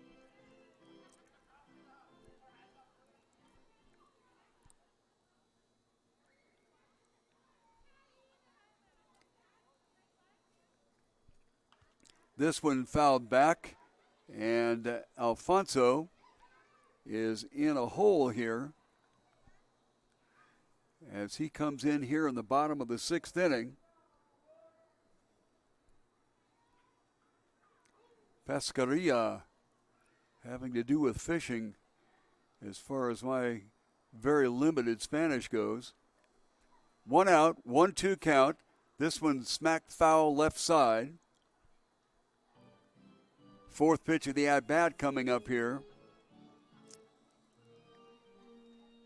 Doesn't say where Alfonso will be going in, but he is taking over for the second baseman, Sam Gustafson. Gustafson had 3 base hits tonight. Pitch inside. Nice job by Leos to keep the ball from going through. And the count goes to 1-2. Sam had 3 base hits and 4 RBIs tonight, so very productive. The runner goes from first. The ball is fouled off. Hits that aluminum sun shading and bounces around. People kind of have to be aware of the ball coming back into the stands. And that they do. 1 ball, 2 strikes. Sixth pitch of the at-bat coming up. Runners on first and third, only 1 out here in the bottom of the sixth inning and 1 run across. Late swing, and that will cash it out for Pesqueria. A swinging strike, second out of the inning. And coming up to bat is Tyler Thomas. Thomas is 0 for 2. Flew out to center field in the first inning, got a walk in the second, and lined into a double play in the fourth inning. 1 across, 7-5 now in favor of the Knights. Hit right back to the shortstop, who runs over and puts his foot on the bag at second base, and that will be the third out of the inning. But not before 1 comes across, and after 6 full innings of play, the score is the Knights 7 and the Kings 5. You know, it absolutely needs to be Kino Veterans Memorial Stadium on the 4th of July. Listen to this. A spectacular 25 to 30-minute fireworks show, an all-star game, only 7 innings, and the game will start at 6:30. The gates will open at 5, and the reason for that is a big crowd, plus dollar hot dogs, giveaways, a kids' fun zone with games, music, and much more. All of this for just $4.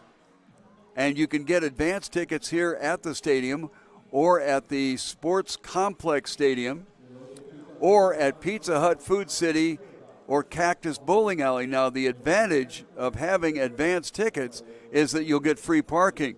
If you just drive up here, you're going to be charged for parking. So think about it.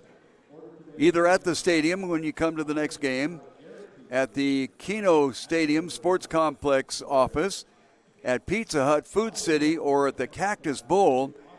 All this going on with free parking, with advanced ticket sales. Kino Stadium, 4th of July. Gates open at 5. The game starts at 6:30, a 7-inning all-star game, and we figure the fireworks will be off and running at around 9.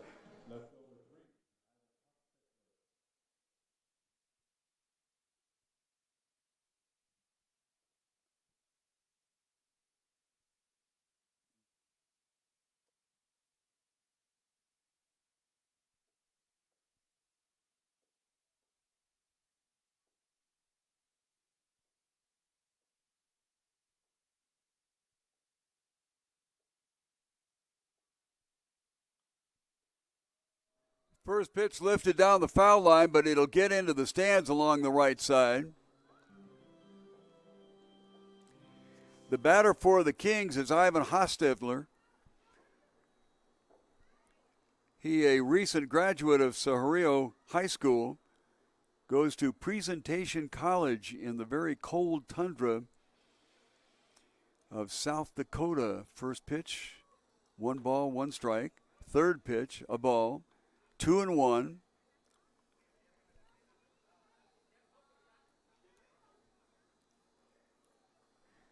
Hostetler taking over for Isaac Montano. Big swing, fouls it straight back, which means you're generally right on. J.C. Burnett is out there, and he has thrown 4 pitches here in this inning, which means that he comes into this particular frame having thrown 109 pitches. So the first out recorded.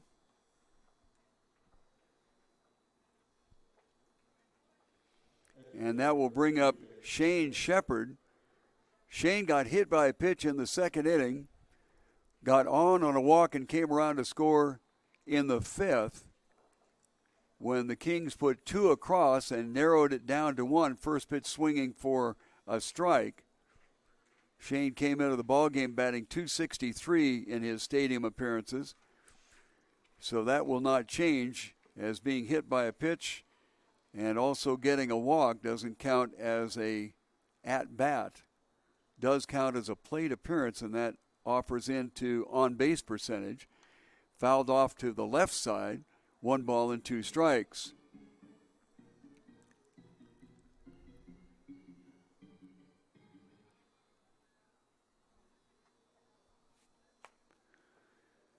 Down low for a ball. The count at 2 on either side.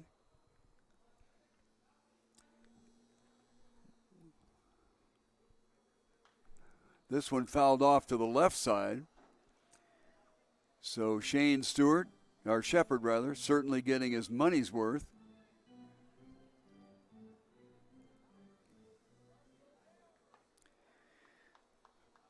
This one misses, and so we'll go to a 3-2 count. Alfonso Pescaria is out in right field now. Defensively, this one blasted right back at the pitcher. Burkett somehow protects his body, knocked the ball down, and gets it over to first base for the second out of the inning. And center fielder Kyle Rivera will step in with nobody on and 2 outs. Rivera has gotten on twice on an error and once on a fielder's choice, so he is 0 for 3 tonight. Ball squirts away from the catcher, Quijada. No problem, as there's nobody on.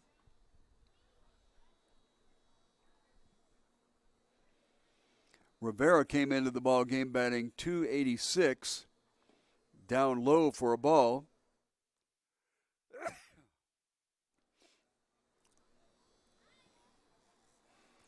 His 0 for 3, however, will drive that down a little bit. Outside corner for a called strike. 2 balls and a strike. We can hear off in the background some people getting a running head start on fireworks. Either that or it's a heck of a shootout. Launched into right field and falls short of Pescaria. And that will be a 2-out base hit, putting a runner on.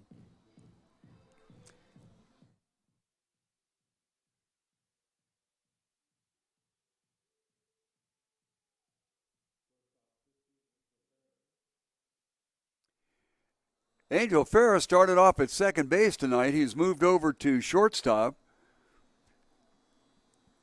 He has gone 0 for tonight. Lined out to first base, struck out looking. This one hits it right back out to the second baseman. That's Gustafson, and he gets it over to the short way and the 3rd out of the inning. So there's nothing across here in the top of the 7th inning. And so our score after 6.5 innings of play will be continue to be the Knights 7 and the Kings 5. Casal has been a leader in all aspects of fire protection since 1982. Casal Fire Protection services both home and business locations by providing design, planning, and management of your fire protection needs.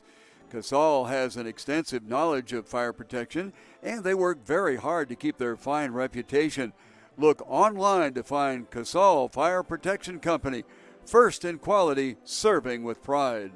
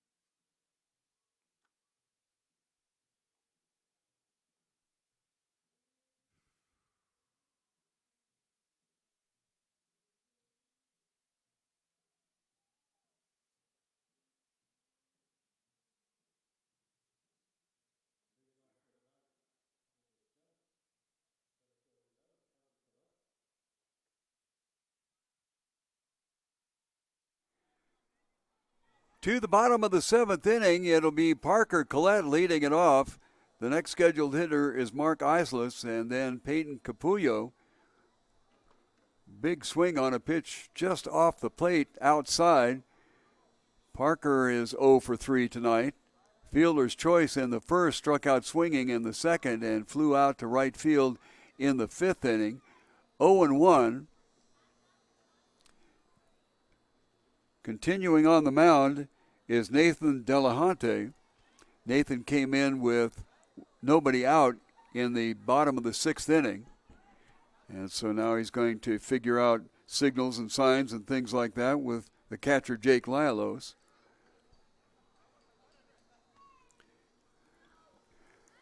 Parker Collette came into the game tonight batting .233 in the stadium.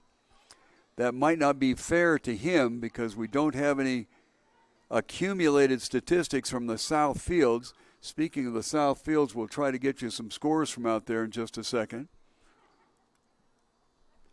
Delahunty set to go. Off-speed pitch, catches the knees, 0-2. The Tucson champs in the bottom of the sixth inning are trailing Team Tucson 9-5. The Aztecs getting back on their winning ways, or attempting to. They are in the bottom of the eighth inning with an 8-run lead over the Cochise Stars. The Stars were threatening to narrow the gap between second and first, but it looks like the Aztecs might be holding them off. Big swing and a strikeout there. That will be the first strikeout for Delahunty. And here in this ball game, we're in the bottom of the seventh inning, and it's Rincon Knights 7-5 over the old Pueblo Kings. And that will bring up the extra hitter, Mark Islas. Islas 278 coming into the game, 0 for 3 tonight. One out and nobody on here in the bottom of the seventh. Woo, almost got him in the tummy. Inside pitch for a ball. Islas kind of squared around like he might want to bunt the ball and was trying to catch the third baseman, Charles Stewart, asleep. This one hammered foul, left side. Bounces off the face of the dugout over on the home team side. 1 ball and 1 strike.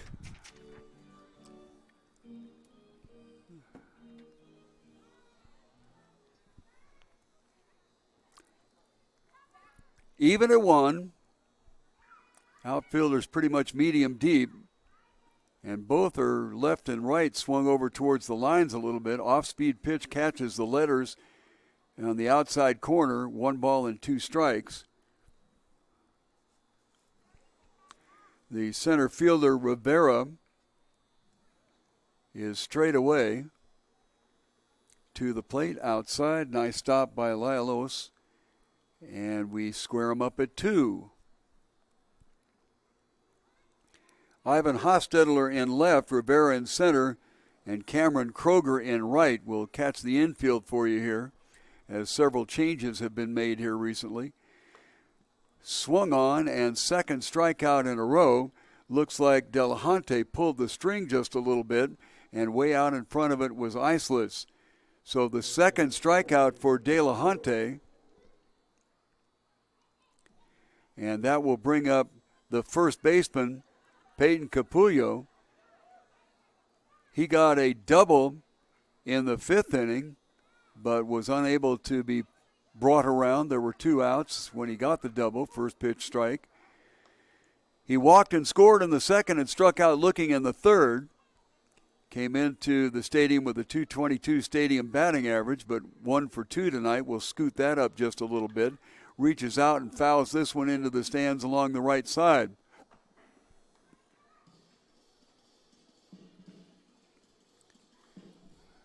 Delahunty working on getting his 6th out in a row here. 2 out, nobody on, a couple of strikeouts in the bottom of the 7th.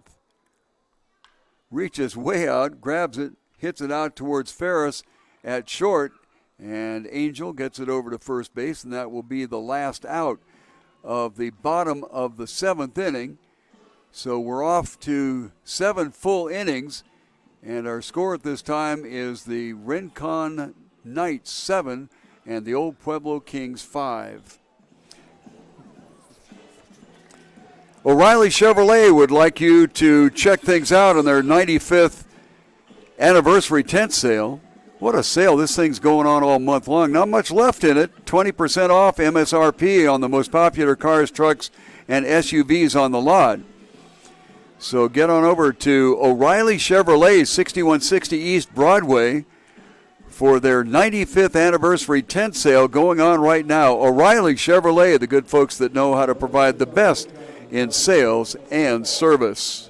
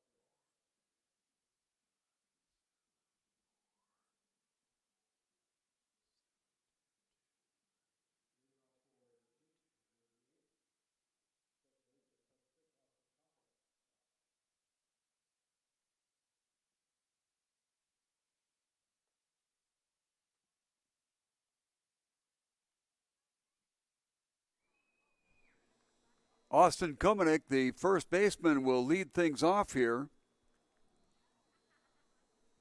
This will be for the Kings in the 8th inning.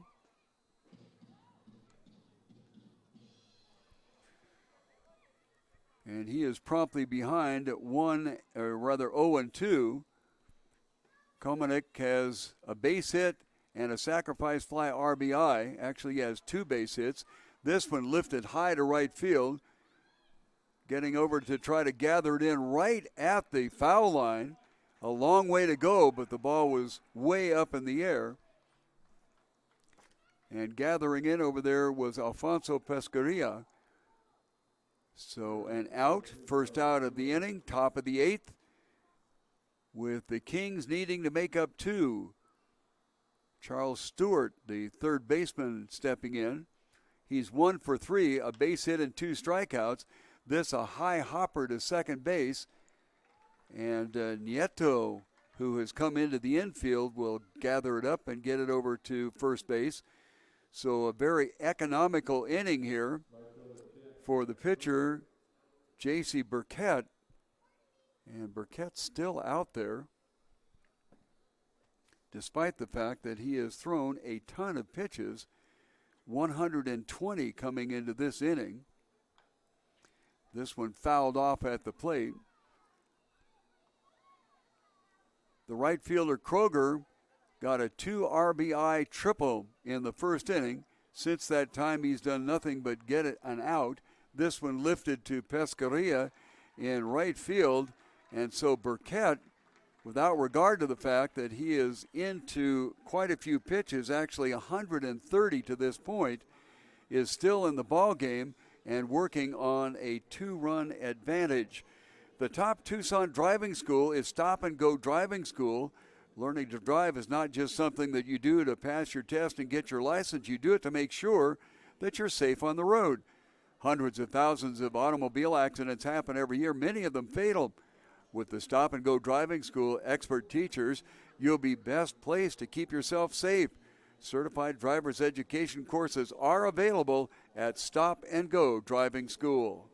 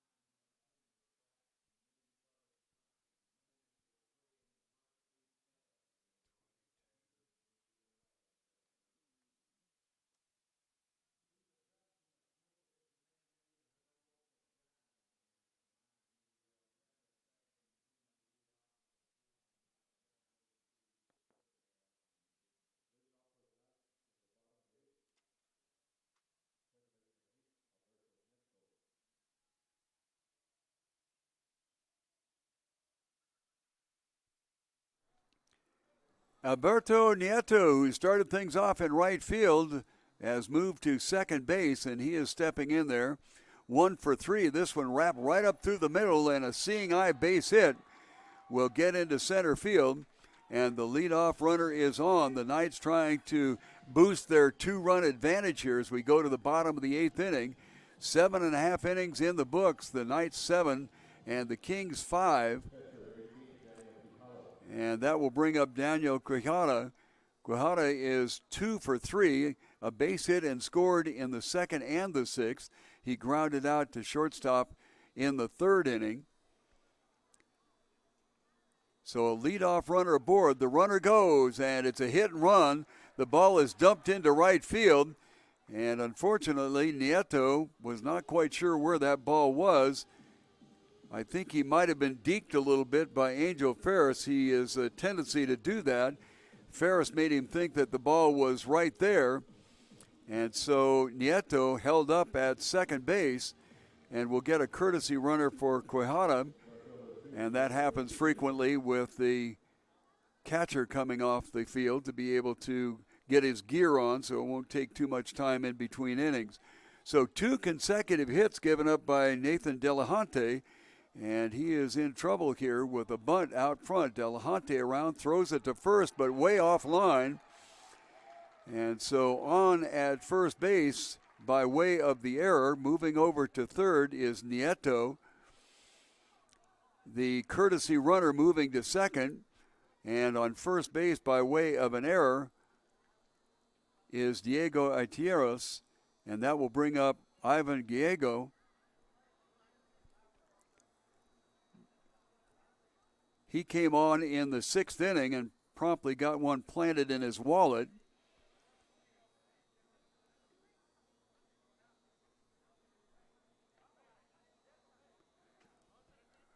Well, now they've got some discussion going on here. Are we talking about it being a foul ball? Well, that's apparently what it was. So the home plate umpire, Ray Encinas, I did not see a call immediately. So everybody will go back, and Atirius will have a strike on him.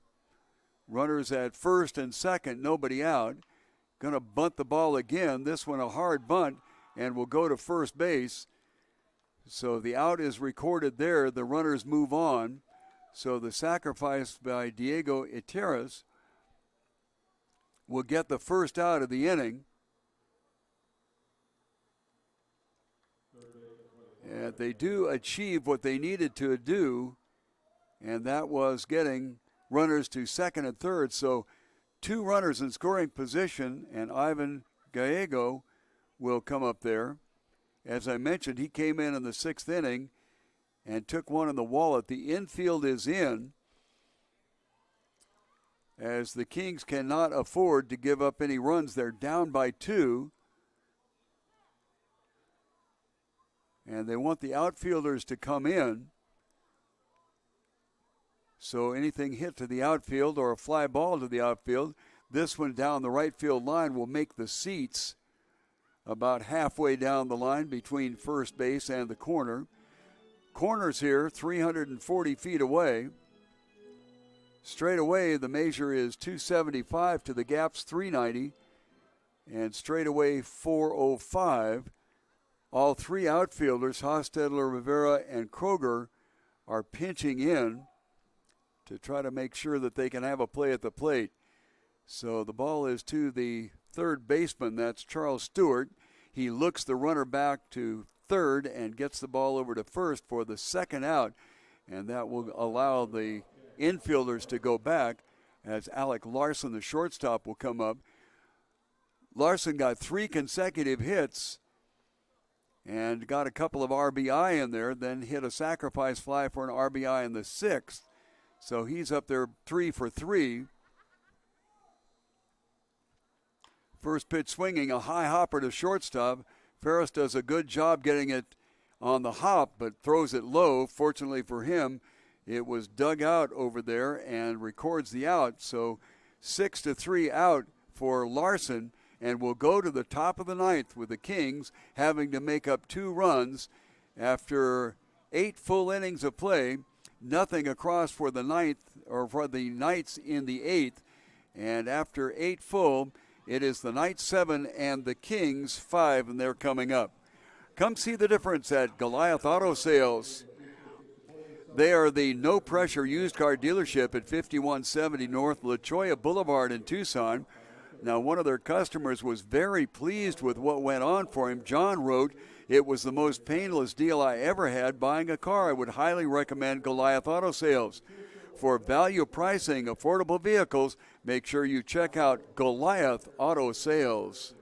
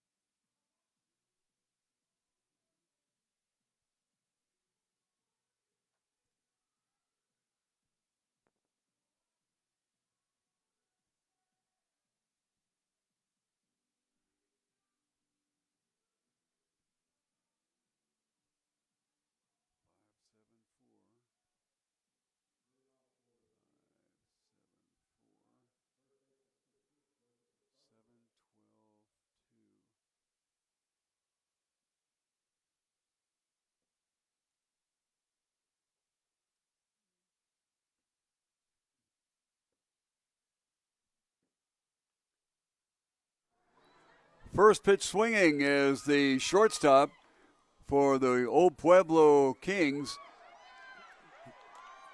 This is Travis Cole. And Travis comes in 0 for 3. He struck out looking his last time at bat. Looks like we may have a replacement up there. My apologies. This is the time of the game that they do make some moves. And this is number 16. So we'll get that for the Kings in just a second. Burkett is still out there on the mound, amazingly enough. 133 pitches, and he is trying to close it out here. The batter is Joseph Escarilla.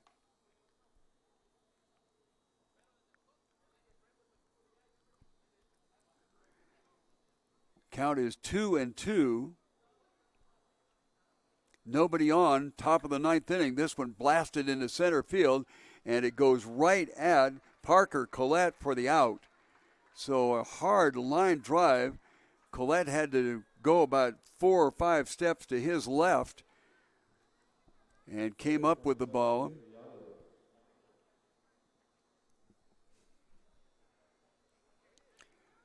The next hitter is the catcher, Jake Lialos, as we are looking at 6, 7, and 8 in the lineup here. First pitch swinging foul off the left side. Jake has gotten a walk in the second, grounded out to shortstop in the fourth, and struck out looking in the sixth. And he is suddenly down 0-2. J.C. Burkett sailing right along. This one fouled off. 0-2. 139 pitches. Boy, that is a ton of pitches. I don't care who you are. High and away, a ball, 1 ball and 2 strikes. We're in the top of the 9th inning with 1 out, nobody on. Once again, a 2-2 count to the batter, with the Kings needing to make up 2 runs. Gallego at third, Larson at short, Nieto at second. This one fouled off to the right side. So we'll go to the 7th pitch of the at-bat. At first base is Capullo. In the outfield, Iterios in left, Collette in center, and Alfonso Pescadero is in right and promptly deposits a base hit, does the catcher, Jake Lialos. So they have a runner on here with 1 out. The next scheduled hitter is Jack McDonald, and he will sit down in favor of number 1, Joseph Lawton.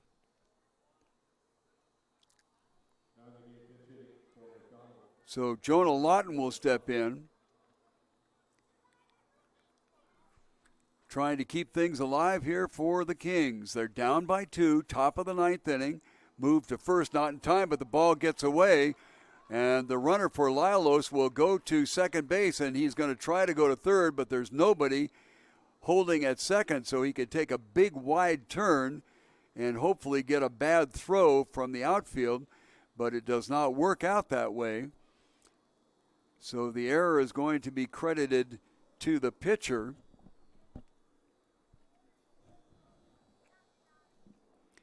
And that will be the 3rd error in the ball game, charged against the Rincon Knights. Outside corner for a called strike, and got a little bit of an argument from the umpires in the stands that are rooting for the Knights. 0-1. Outside, 1-1. An outstanding performance by J.C. Burkett. If for nothing else, the number of pitches. He has given up 8 hits along the line here. At the set, long set to the plate, inside for a ball, 2-1.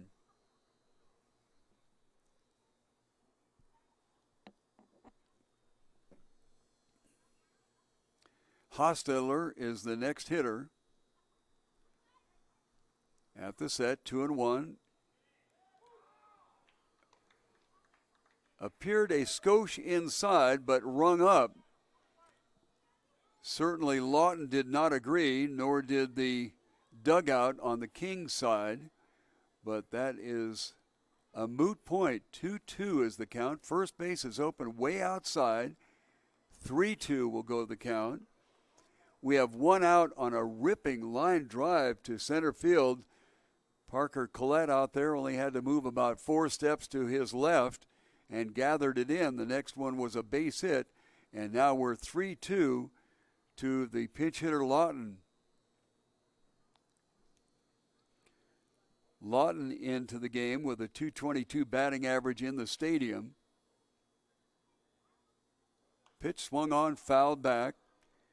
So we'll go to the 7th pitch of the at-bat with a 3-2 count.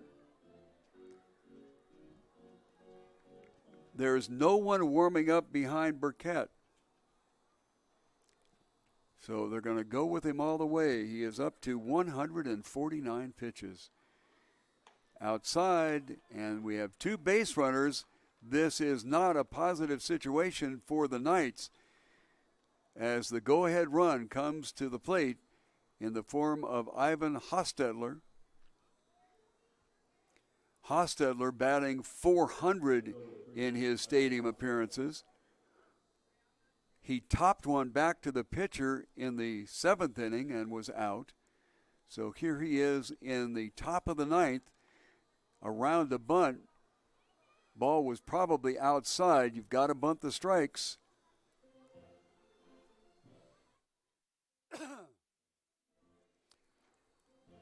So Hostetler takes a look down at the coach at third base and gets a sign. Coming out of the dugout on the visitor side, the old Pueblo Kings contemplating what he wants to do here. So we'll see what's going on. A discussion and a look into the dugout. Not exactly sure what this is about. And we'll have a substitute runner coming out of the dugout as Martin Pareda, the manager for the Kings, sends out a substitute runner. We'll try to pick up a number here as he ran towards first base without exposing his back. So we'll try to pick that up when he moves around. Hofstetter, 1 out, an 0-1 count. First and third are in, looking for the bunt.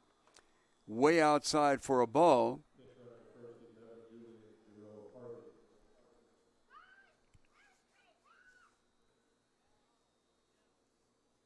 Guru Harvey is the substitute runner at first base.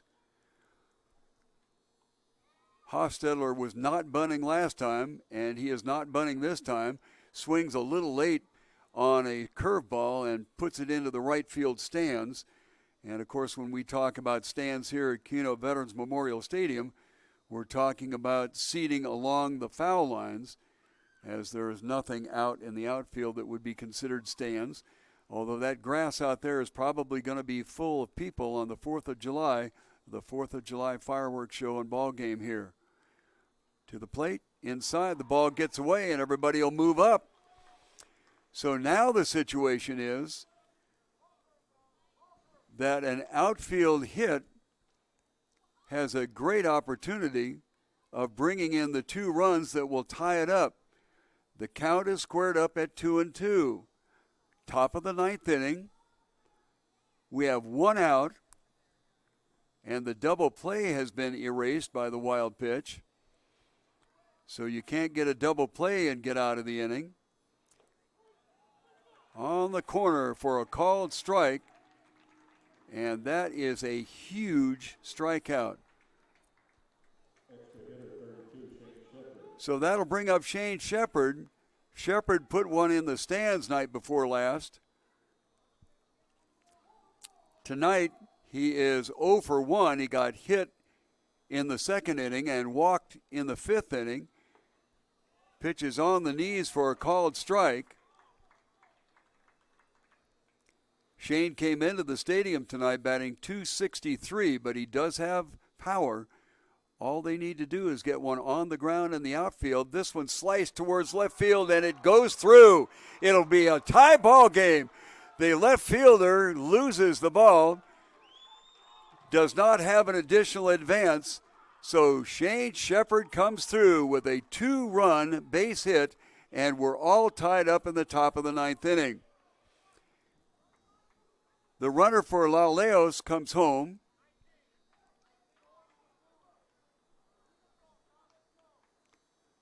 As does the runner on second base, McDonald. And we are all knotted up, and we go to the top of the batting order. Kyle Rivera will be stepping in. Kyle has a base hit in 4 times at bat. This will be his 5th plate appearance here. and we're all tied up at 7-7.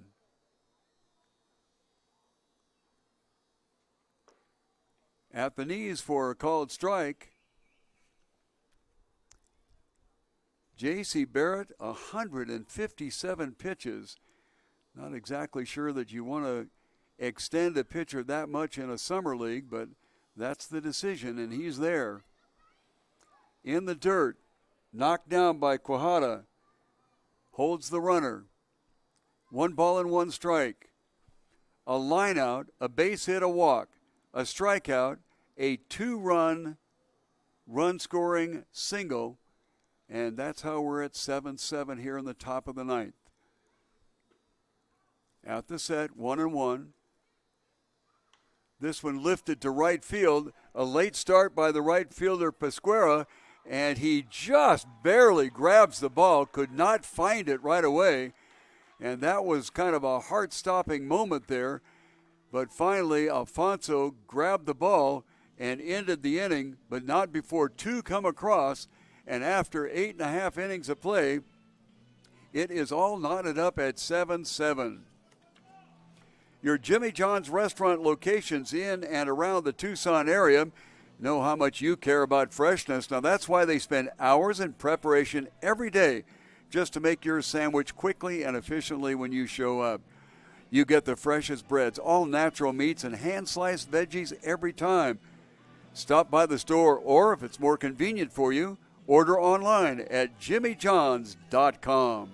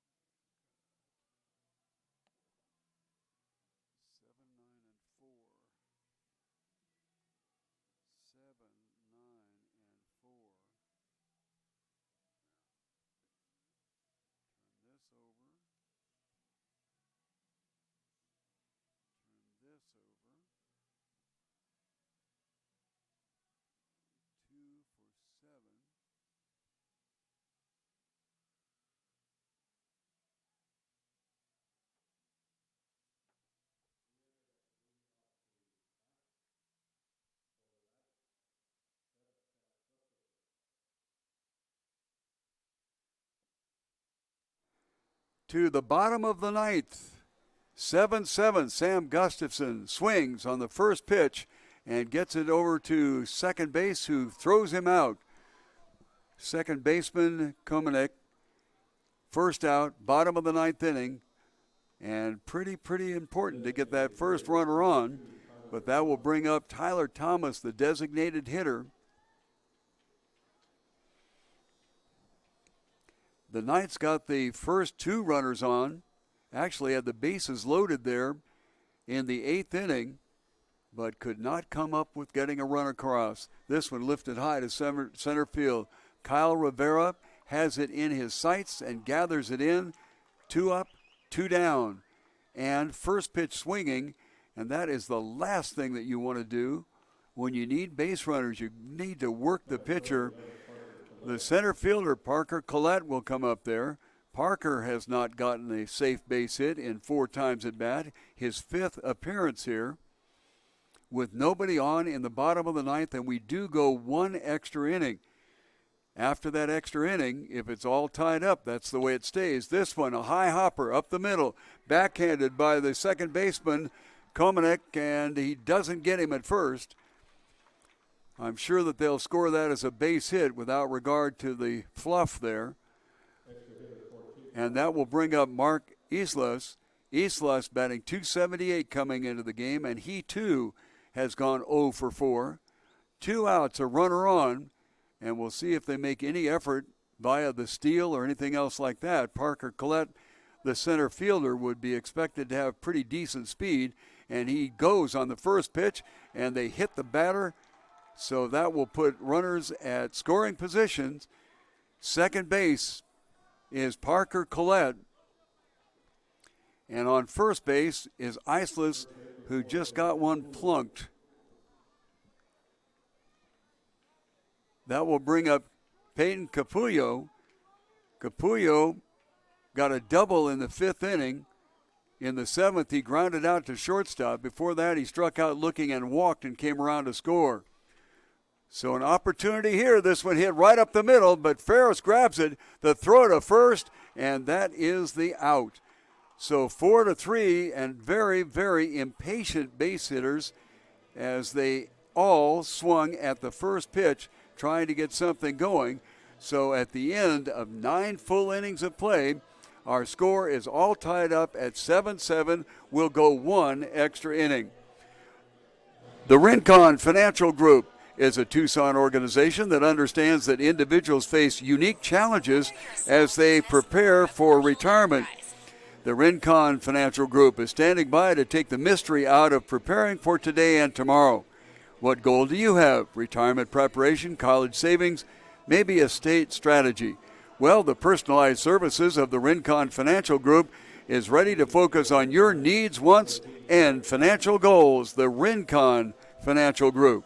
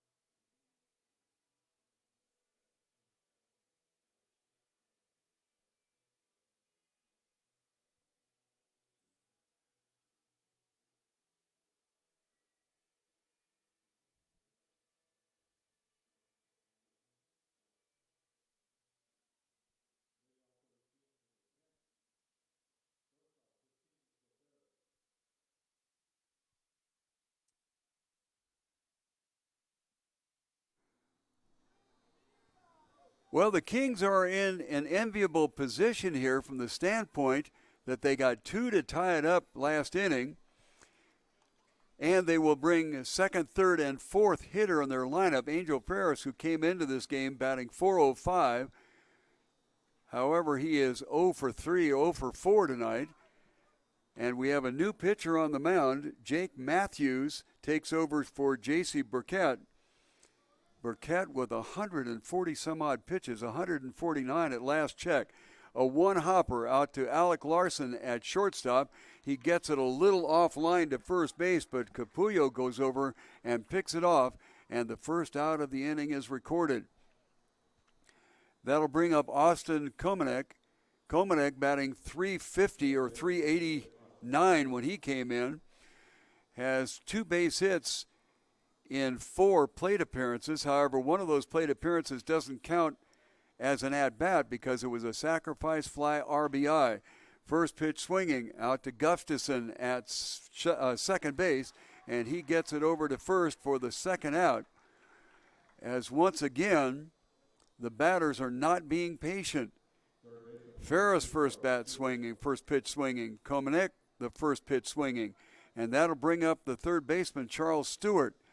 Stewart is 1 for 4, couple of strikeouts, a base hit, and a ground out to second base. This one wrapped inside the line, and it'll make it to the corner.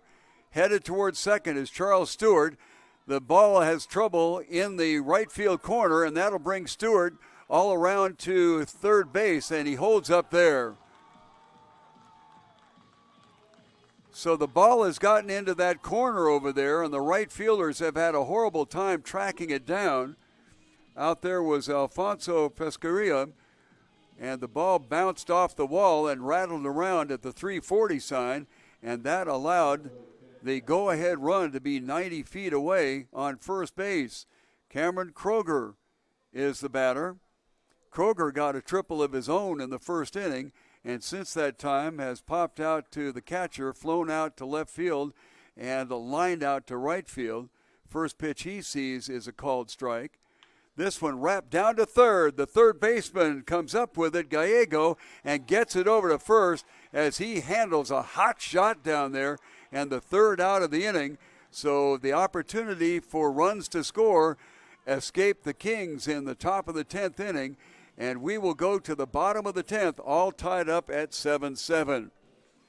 The Best Western Tucson International Airport Hotel and Suites features spacious guest rooms and two-room suites with an upscale contemporary decor. Guest room amenities include complimentary internet, refrigerator, coffee maker, and in-room safe. Watch premium cable channels on a 42-inch flat-screen television. Many rooms have a patio door that opens off into a very tranquil, very nice courtyard. A best place to stay is Best Western Tucson International Airport Hotel and Suites.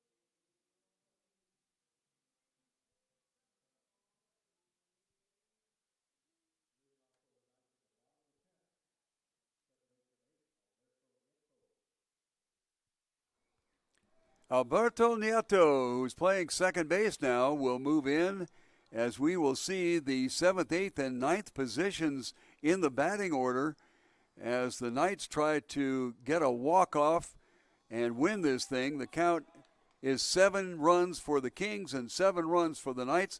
The first pitch to Alberto Nieto is a called strike.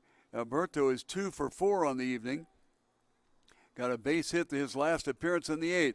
This one powdered at the plate. Out to catch it and get it to first base is the catcher, Jake Laleos, who did a fine job pouncing on it like a cat going after a mouse. First out here in the bottom of the 10th, and as I mentioned, we only play one overtime inning, one extra inning. Daniel Quijada, the catcher, he's up there with 3 hits and 4 times at bat. His 5th time up with nobody on here and 1 out in the bottom of the 10th and final inning. To the plate, foul left side into the stands along the left field or the right field foul line. Nathan Delahunty in there. He came in the 6th inning. His 4th and a half inning of work, if you will. This one wrapped down to the third baseman, Stewart. Stewart one-hands it. Off-balance throw is into the stands, and the runner will go to second. You got to set your feet. Doesn't matter how much of a rush you're in. You don't want to give that second base up, and that's exactly what happened here as the Knights have a runner in scoring position, and the batter will be Diego Eterios. Eterios has a base hit and an RBI in the 2nd inning. Grounded out to second in the 4th. Got on an error in the 6th inning and had a sacrifice bunt in the 8th inning. Going to see whether they want a courtesy runner or not. Quijada is the catcher. You can certainly have a courtesy runner in this league, but they choose not to do so. The outfield takes a few steps in. First pitch on the inside corner for a ball.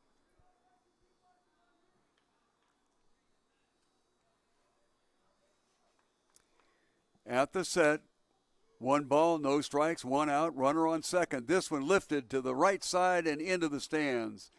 1-1. The on-deck hitter is Ivan Gallegos. Gallego was hit by a pitch and grounded out to the third baseman. So he is the on-deck hitter. 1 out, a runner in scoring position. Late swing, 1 ball and 2 strikes. Interios came into the game with a stadium batting average of 154. He is 1 for 3 tonight.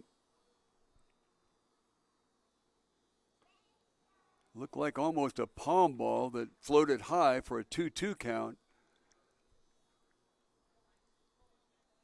Palm ball or split finger fastball, whatever you want to call it, has the same arm motion, but it just dies when it gets to the plate. But this one rode up high. Swung on, foul, left side. 6th pitch of the at-bat. The count will stay 2-2. Nathan Delahunty has not given up a run in his 4 innings of work.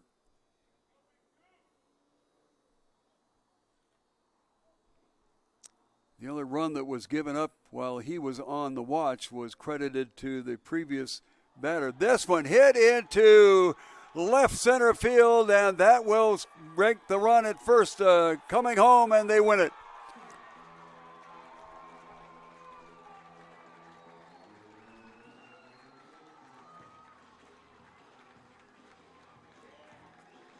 They almost had a play at the plate, but it was just a little bit offline as the center fielder Kyle Rivera got over there and got a hold of it. The ball was not hit that hard, and that is probably the reason that he was unable to get to it, as we have a walk-off base hit in the bottom of the 10th inning, and the Rincon Knights come away with an 8-7 win over the Old Pueblo Kings. Going to take a look at the final rundown here. For the Kings, 7 runs, 10 hits, and the thing that hurt them, 7 runs, 10 hits, and they had 6 errors. For the winning side, the Rincon Knights, they had 8 runs, 14 hits, and they had 3 errors, 8, 14, and 3. So that will do it from Kino Veterans Memorial Stadium. Let's take a look at some of the games that were happening out on the south fields. It was Team Tucson in the top of the 7th inning, and not exactly sure why, even though we had extra innings here, that they are only in the top of the 7th. But in the top of the 7th, the Team Tucson is leading the Tucson Champs by an 11-7 count. The Aztecs got back on their winning ways. They had a big lead of 9-1. The Cochise Stars made a run at them, but they could not overtake the Aztecs, so the league-leading team held off the challenger by a score of 9-6. So we have some looking forward to do. Get over here and see what we've got. Next scheduled appearance here will be Monday evening, as the Cochise Stars will take on the Tucson Champs. Other games scheduled for Monday will be Team Tucson against the Rincon Knights, and the BNL Rockets will take on the Old Pueblo Kings. Let's see if we can get a line on what's happening with the standings right now, as the Aztecs win, so they are now 15-4. The BNL Rockets were idle, so they will remain, well, they'll go to a game and a half out of first place. The Cochise Stars lose, and their record will go to 12-6, so they will drop to 2.5 games out of first place. Then Team Tucson, we will suggest that even though it's in the 7th inning, that possibly they might come out on top there, and they will go to 9-8. The Tucson Champs on the losing side there, but not for certain, will be 6-13. The Old Pueblo Kings dropping the ball game here, and so they will slip to a count of no wins and 5 wins and 14 losses. And the Rincon Knights, coming up with the victory here, will move their record to the 4th win of the season against 14 losses, and they will only be a half game behind the Kings in that battle to get out of the cellar. Well, that about does it from Kino Veterans Memorial Stadium as we see a thriller, a walk-off base hit to win it for the Rincon Knights. They with 8 runs, 14 hits, and 3 errors. The old Pueblo Kings tied it up late, but unable to get anything across in the top of the 10th inning as they tied it up in the top of the 9th inning. And they go down to defeat 7 runs, 10 hits, and 6 errors. From Kino Veterans Memorial Stadium for the Sun Belt College Baseball League, this is Alan Scott saying good night.